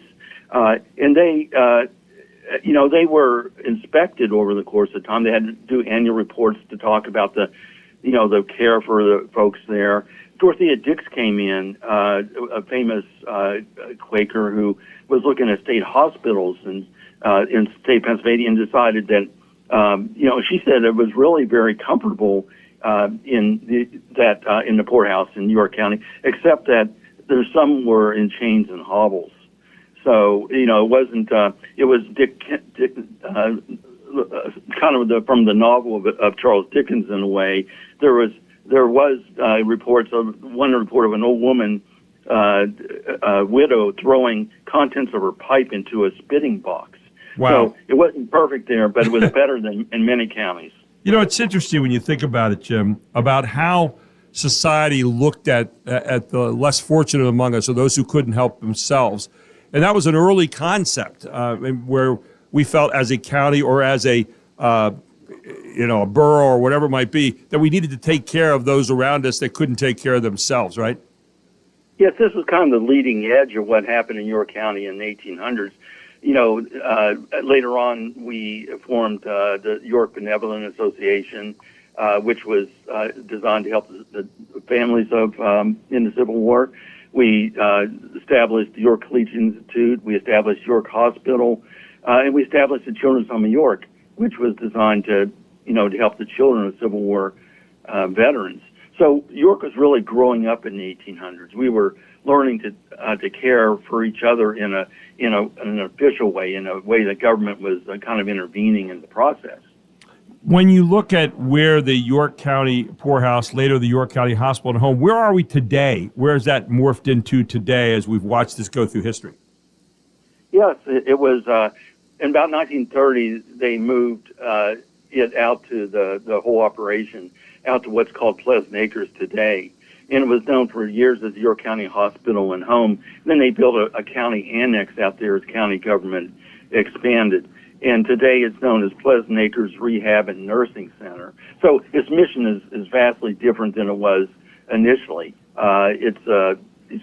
But one of the things that we know that the York County Hospital and Home was very well regarded by York counties because about a decade ago, whenever there was a transfer from the county to private hands of that facility out in Pleasant Acres, it was a major public event, as I know you recall. Right. And it had a great reputation for taking care of the people of York County. And as far as I can tell, it still does. Wow. Really interesting stories, bro. I'm always interested in where we started and where we've come to today. Jim, where are you going to be at? I know you're always around different areas talking to people about the history of York County, and people have a chance to get the book signed there, Never to Be Forgotten, which can be bought, by the way, at the History Museum, the brand new History Museum, which I hope you'll go out and see, and also down there at Brown's Orchards in Loganville. But going to be in any particular places where you're going to have a chance to sign some of these books? I'm at, for example, York County Writers Roundtable next week where Norina Bensel is going to be talking about her book, Glorious Sadness. Wow. And it's at 7 p.m. on March 6th. Norina Bensel was the hero principal out at North Hopewell, Winterstown, who helped subdue the machete wielding guy. So she's going to talk about that experience there. And so that's the big event coming up. Wow, that's a good one too. And you talk about heroes that live among us. There's a lady who stood up for the children that she was administering there at that school, and I still remember that like it was yesterday. That's incredible stuff, and especially now in a time when someone invaded a hospital last week, and we see someone invading a school there, and we're asking questions about our safety here in our community and what can we do better, and what are some of the things that maybe we can improve upon. That certainly is a timely kind of a session. Jim, we're looking forward to talking to you again next week. What do we have on the docket for next week? Yes, we'll talk about the first three things to do if you're researching a person or a house in York County. Ooh. And I'd like to second what you just said. This is what Norina did at North Hopewell, Winterstown, was Yes. kind of a bookend to what's happening today, kind of mass. And there was many people, many kindergartners injured that day, and she helped, really to prevent really death in that case. She herself was wounded very badly. Yes, she was. As part of that attack. So incredible. Heroes among us, Gary. Heroes among us. I'll tell you what, and ordinary people doing extraordinary things in extraordinary circumstances, as we saw last week and as we continue to see here, not only in York County, but all around us. Jim, great to have you with us today. Thank you so much for joining us this morning. Always a pleasure, my friend. Thank you. Take care. Thank you. Jim McClure, author of Never to Be Forgotten. Check it out. You can buy it over at the York County History Museum. You can also get it down at Brown's Orchards. A great year-by-year look at York County's past, and Jim did a great job putting that all together. And now the 25th, the extra 25 years, the 275th edition is the one you want to get now. It's been updated over the last 25 years. We'll be back with more right after this. This is the Gary Sutton Show on a Friday morning right here on WOYK.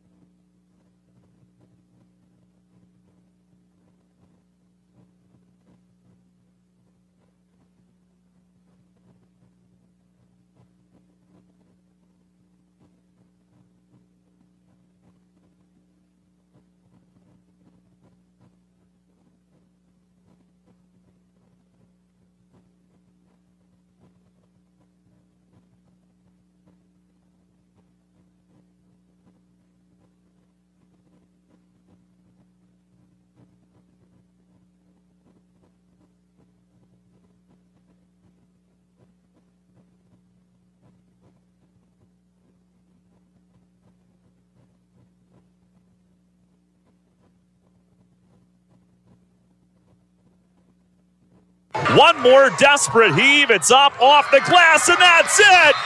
The York Suburban girls have gone back-to-back District 3 champions. That is absolutely awesome.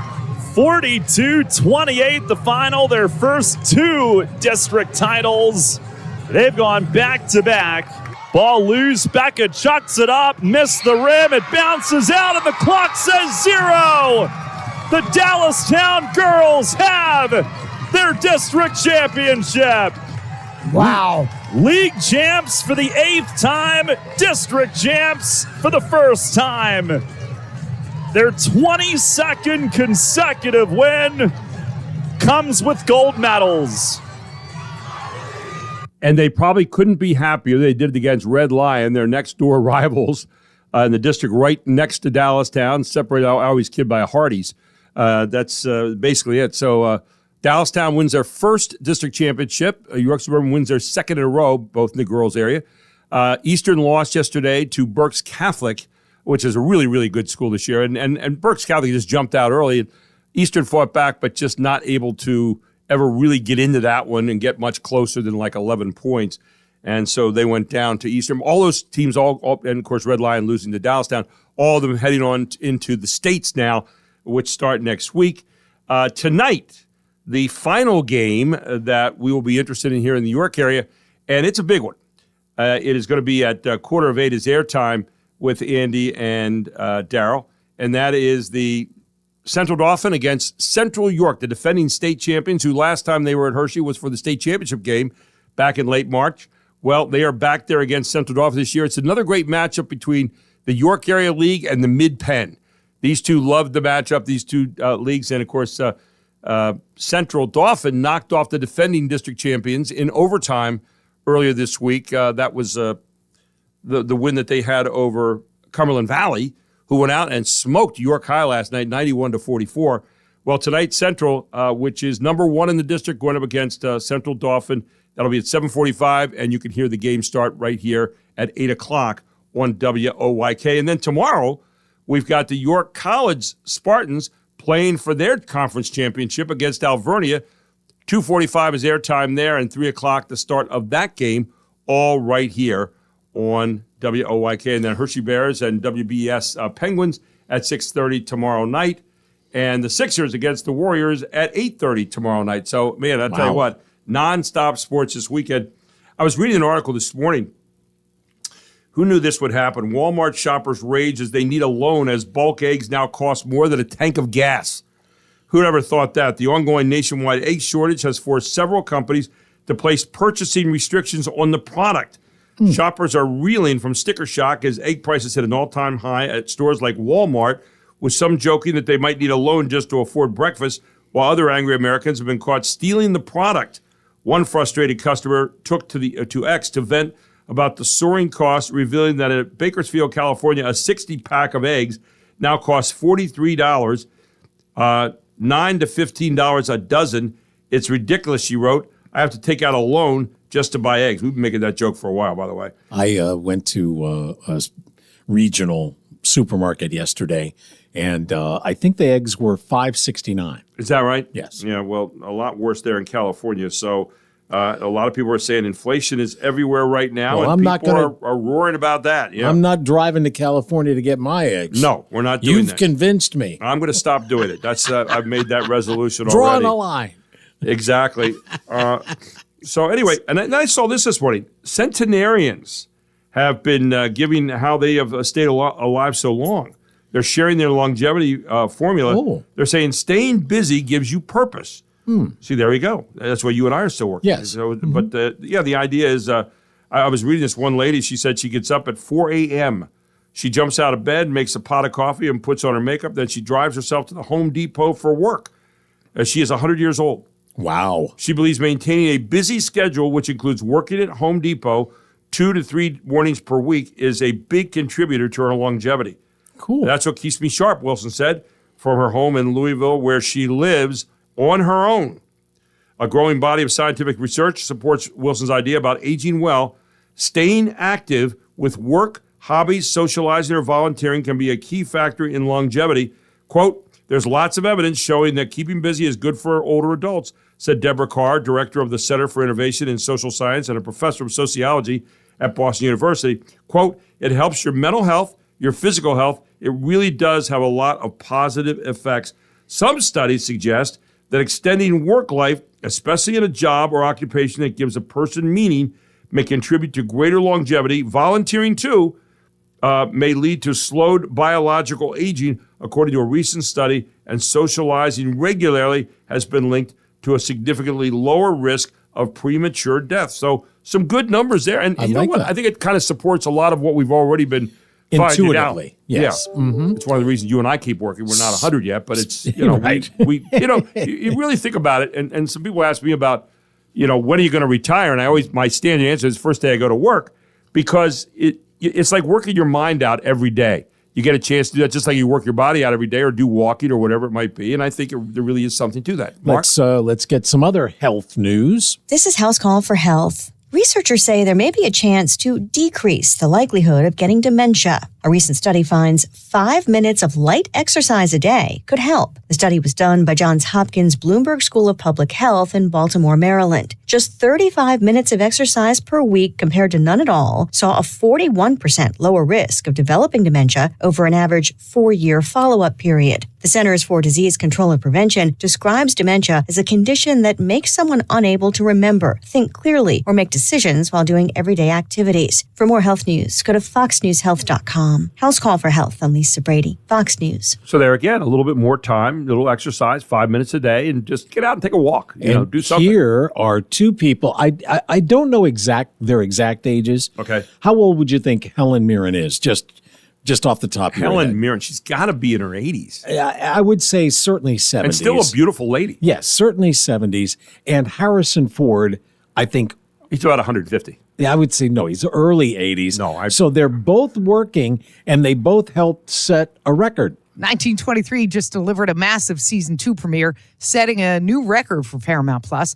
The Yellowstone prequel starring Harrison Ford and Helen Mirren returns Sunday, and according to a press release, is now the most successful original series premiere in the streamer's history. The first episode pulled in 5.4 million viewers, more than twice the 2.2 million who tuned in for season 1. Social views also skyrocketed, jumping up 187% from last season, with 1.6 million social views.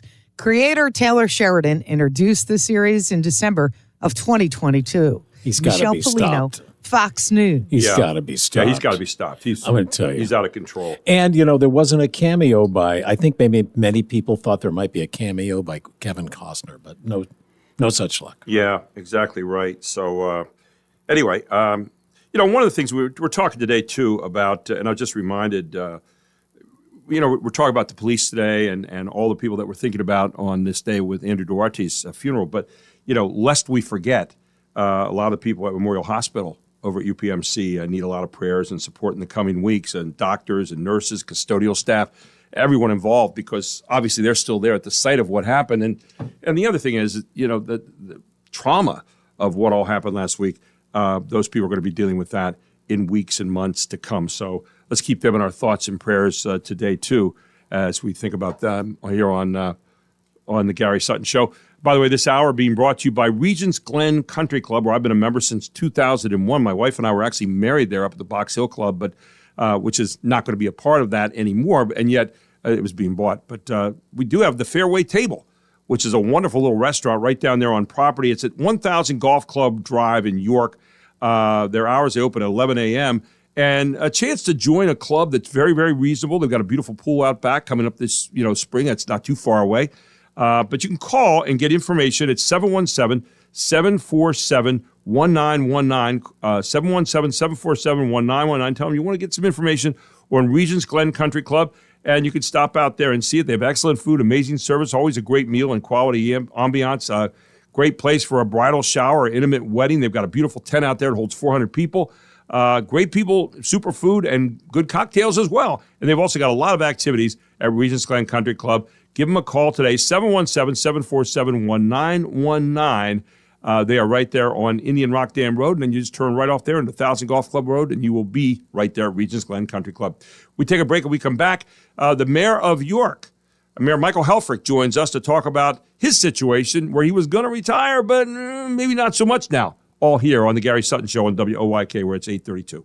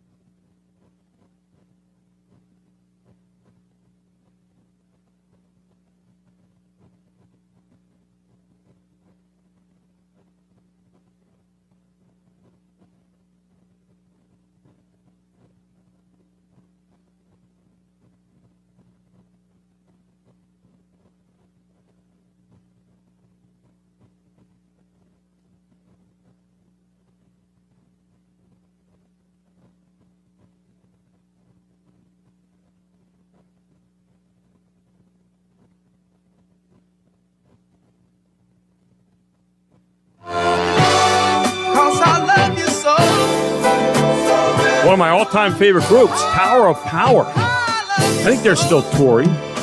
They've gotten a little old, but I'll tell you, they can still play. Yeah. Yeah, we were focusing on 1973 this morning, so very hard to go. I knew that would get you going. Yeah, it did. It did. Well, I'll tell you another group that's been around for a while, too, and they're still doing the job as good as ever, and I'm talking about Jack and Cheryl Hooks. over at Thomasville Country Auction. They've been in business for over 40 years. And ladies and gentlemen, I'll tell you what, I'm not only advertising for them, but I'm telling you what, I'm a client. I really am. One of the rules I have is I use the services of the people I talk about. I don't just tell you about them. I use them, the services and the products, and I have used their service.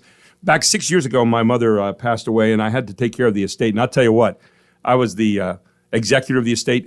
Not a lot of fun to do. But I'll tell you, Jack and Cheryl Hooks made it a lot easier, because when I'm sitting there with my mom's house and trying to figure out all those memories and everything, and it just, the emotional time, and I called them at 717-764-5403. And I want to tell you what, you talk about two people that got out to my house the next day and helped me to sort out a whole lot of things on what to do with the sale. They answered all my questions. They were very, just lovely people. And they talked my language. I didn't know a whole lot about sales. And they sat down there and they said, here's what you can expect. Here's what not to expect. Here's what sells. Here's what doesn't sell. We can help you move the items from your house to the auction house, from your mom's house to the auction house. And they did all that. And I'll tell you what, and I watched the care which they took in doing it. I was amazed. I was amazed. And two better people you've never met, Jack and Cheryl Hooks. I'll tell you what, they're ready to have a sale tomorrow at 4 p.m. out of Thomasville Country Auction. You might be interested in it. It's an estate sale tomorrow. They have furniture, home decor, stone garden, ladies' quilts. They've got clocks, comic books, Timmy Woods pocket books, black corner cupboard, marble top island. They got a decorated blanket chest, silver tea set, Christmas swags, all kinds of stuff. Now, I can't mention it all here in the time we have, but you can see it all by going to ThomasvilleCountryAuction.com. Go down to the left side of the page, hit auction dates, and you will see tomorrow, March 1st, that's Saturday at 4 p.m., every item that's up for bid, so you know what you're going to bid on when you get out there.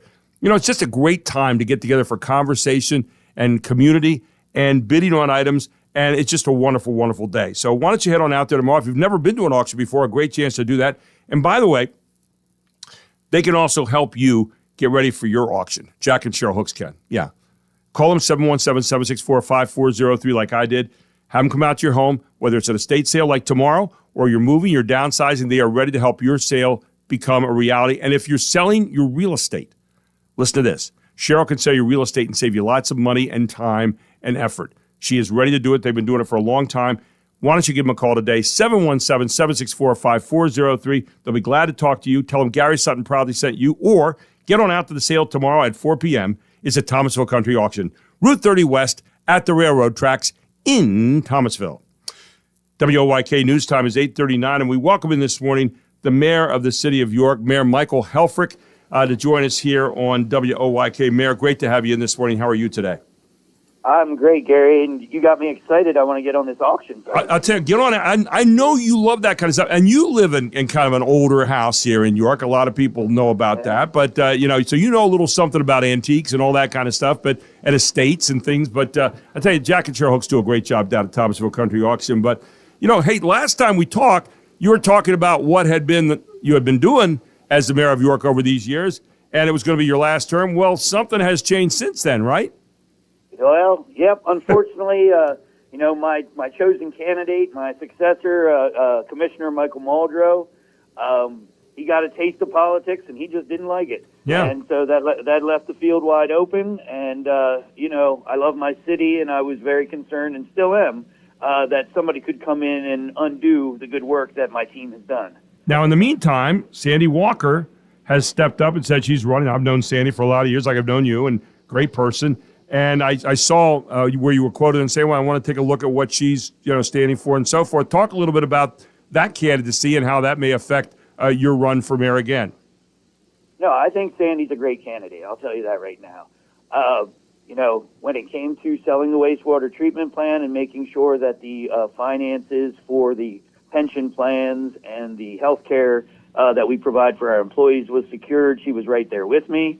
I've talked to her about it. We've got, for the first time in decades, the city has got some money in the bank, and I don't want to see that money disappear. I want to see that money keep making money because, once that stops, then the city's back to looking at raising taxes. So the reason I sold that plant was to give us some financial security for at least 15 years. We're 5 years in, and the plan is working, and so I don't want to see somebody come in and just kind of have ideas of what they should do with that money. So Sandy, I think, is fiscally responsible. And you know me, Gary, I don't do the politics thing. You know, when it comes to money, I sound like a Republican. I'm very fiscally conservative. When it comes to social issues, now you got me sounding like a Democrat. Right.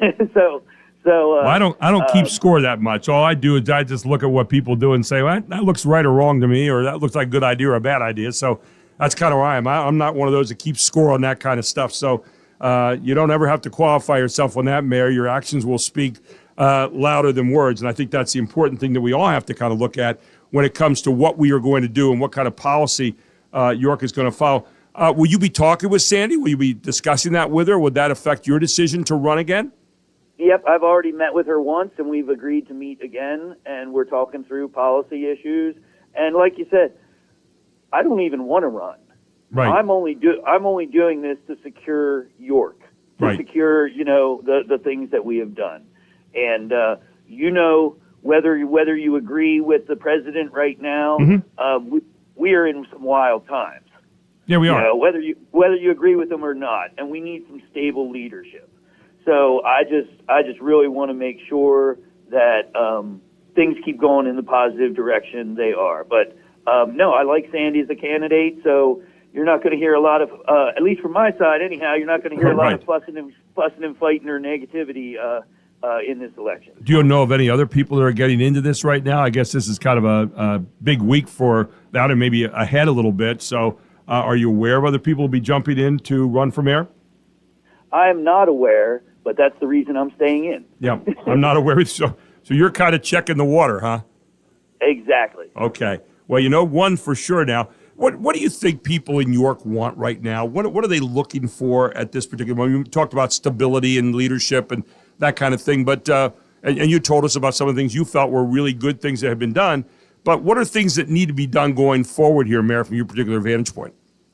We need to keep doing things to improve the lives of our children, because that's the biggest thing in York. I've always said the biggest thing you can do for economic development in the city of York is reduce the violence. We've reduced the violence, the homicides down 82%. Violent crime is down, and this isn't for a little bit. This is for over 2 years now. Right. So I'm knocking on wood as we speak, because, we just celebrated our 100 days of peace. And, of course, when you celebrate a winning streak, eventually you're going to lose. Yeah.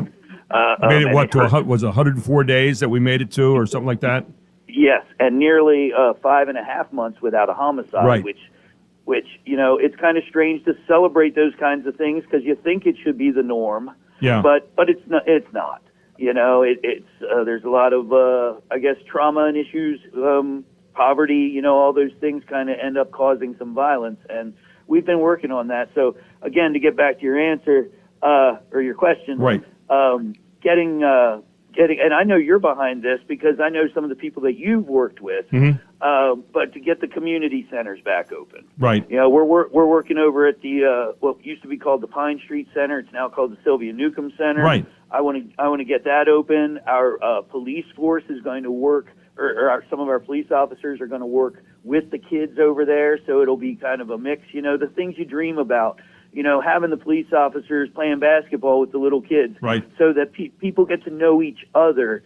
In this divisive world, the best thing you can do is talk with another person. Well, and I know get to know that other person. Yeah, we talked with Jamie Norpel on the York County Safety Collab, which has been doing so much.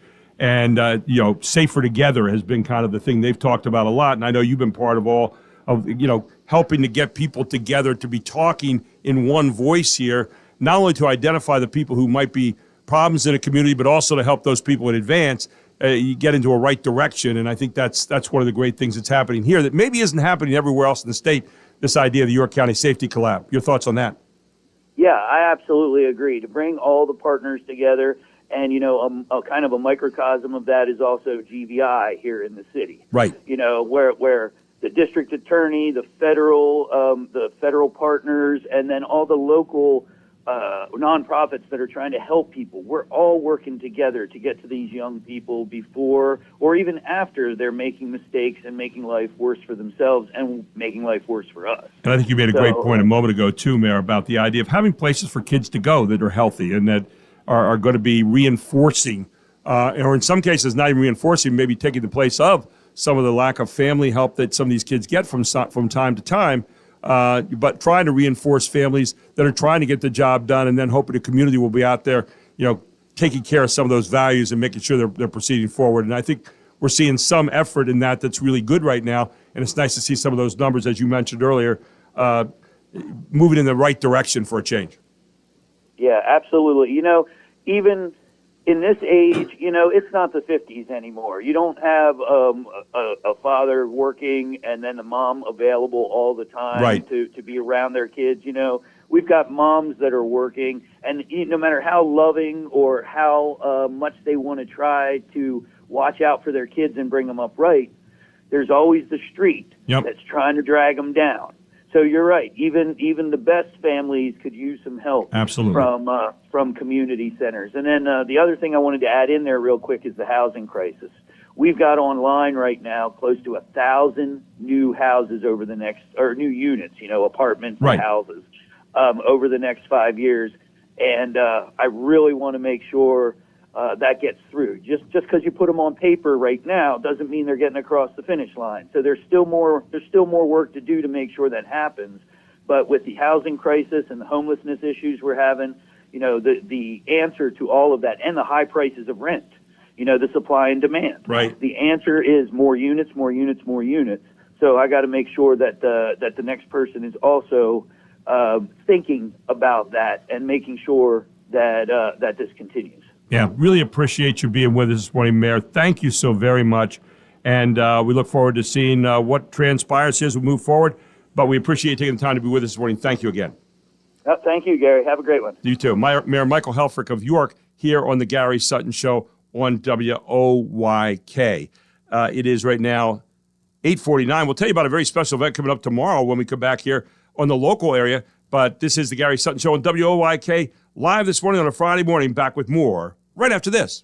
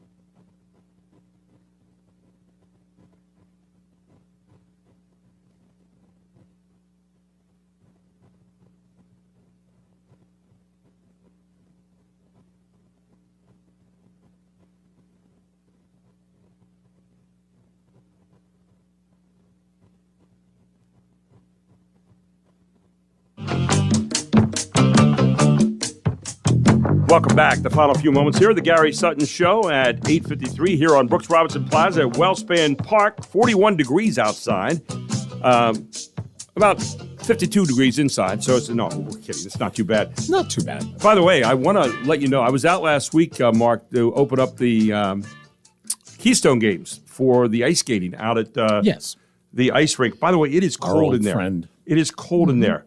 Yes, York Ice Arena. I found how cold it was when I went inside, and I stood for an hour. But it's really neat. I did the opening ceremony. It was really a lot of fun. And what was interesting was some of the skaters who were killed in that flight over Reagan were supposed to have been there for that event. But to see these kids out there, and some of the skating was superb. I watched some of the exhibitions. It was really great. Well, tomorrow there is going to be a great ice skating extravaganza going on out there. The Special Olympics of PA Indoor Winter Games are this weekend. And they have figure skating and speed skating there at the York Ice Arena at 9 a.m. tomorrow. Opening ceremonies are at 10 on rink number 1. The World Games begin March 8th in Turin, Italy. How's that? Especially 2 is to cover. So our friend Lynn Huber, who works with a lot of the skaters there in the Special Olympics, I know she's going to be out there tomorrow. And just a lot of great people doing a lot of great things. But you watch these people, they really, really do a great job. So tomorrow, stop on out at the Special Olympics PA Indoor Winter Games all this weekend. Figure skating and speed skating are at the York Ice Arena tomorrow, 9 a.m. Opening ceremonies are at 10 a.m. on rink number 1. We also want to thank Regions Glen Country Club for sponsoring this hour of the Gary Sutton Show on WOYK. They're located out of 1000 Golf Road, York, PA, right off Indian Rock Dam Road. The entrance is right across the street from the elementary school out there. But I'll tell you what, you want to have great leisure living and great activity of the country club style all in one place. They've got a great golf course. I mean, it's a wonderful golf course, one of the best you're going to find anywhere, some of the greatest greens here in the York area. But they've also got a workout center down underneath. They've got a pool out back. You're not in there right now, I know, but that's coming up for the summer. Pickleball courts just got added. Mark's had a chance to play on those. Wonderful pickleball courts. A beautiful little restaurant there called the Fairway Table, where you get some leisure dining. You can sit out in the back porch and enjoy it in the warmer weather. And great people right there at the shop at Regions Glen. You're going to love it. A great chance to live kind of a country club style, have a country club style, and yet at some pretty reasonable prices for you and your family. Give them a call today at 717-747-1919. Tell them Gary Sutton proudly sent you. I am a member there. I've been a member since 2001, and my wife and I were actually married out there.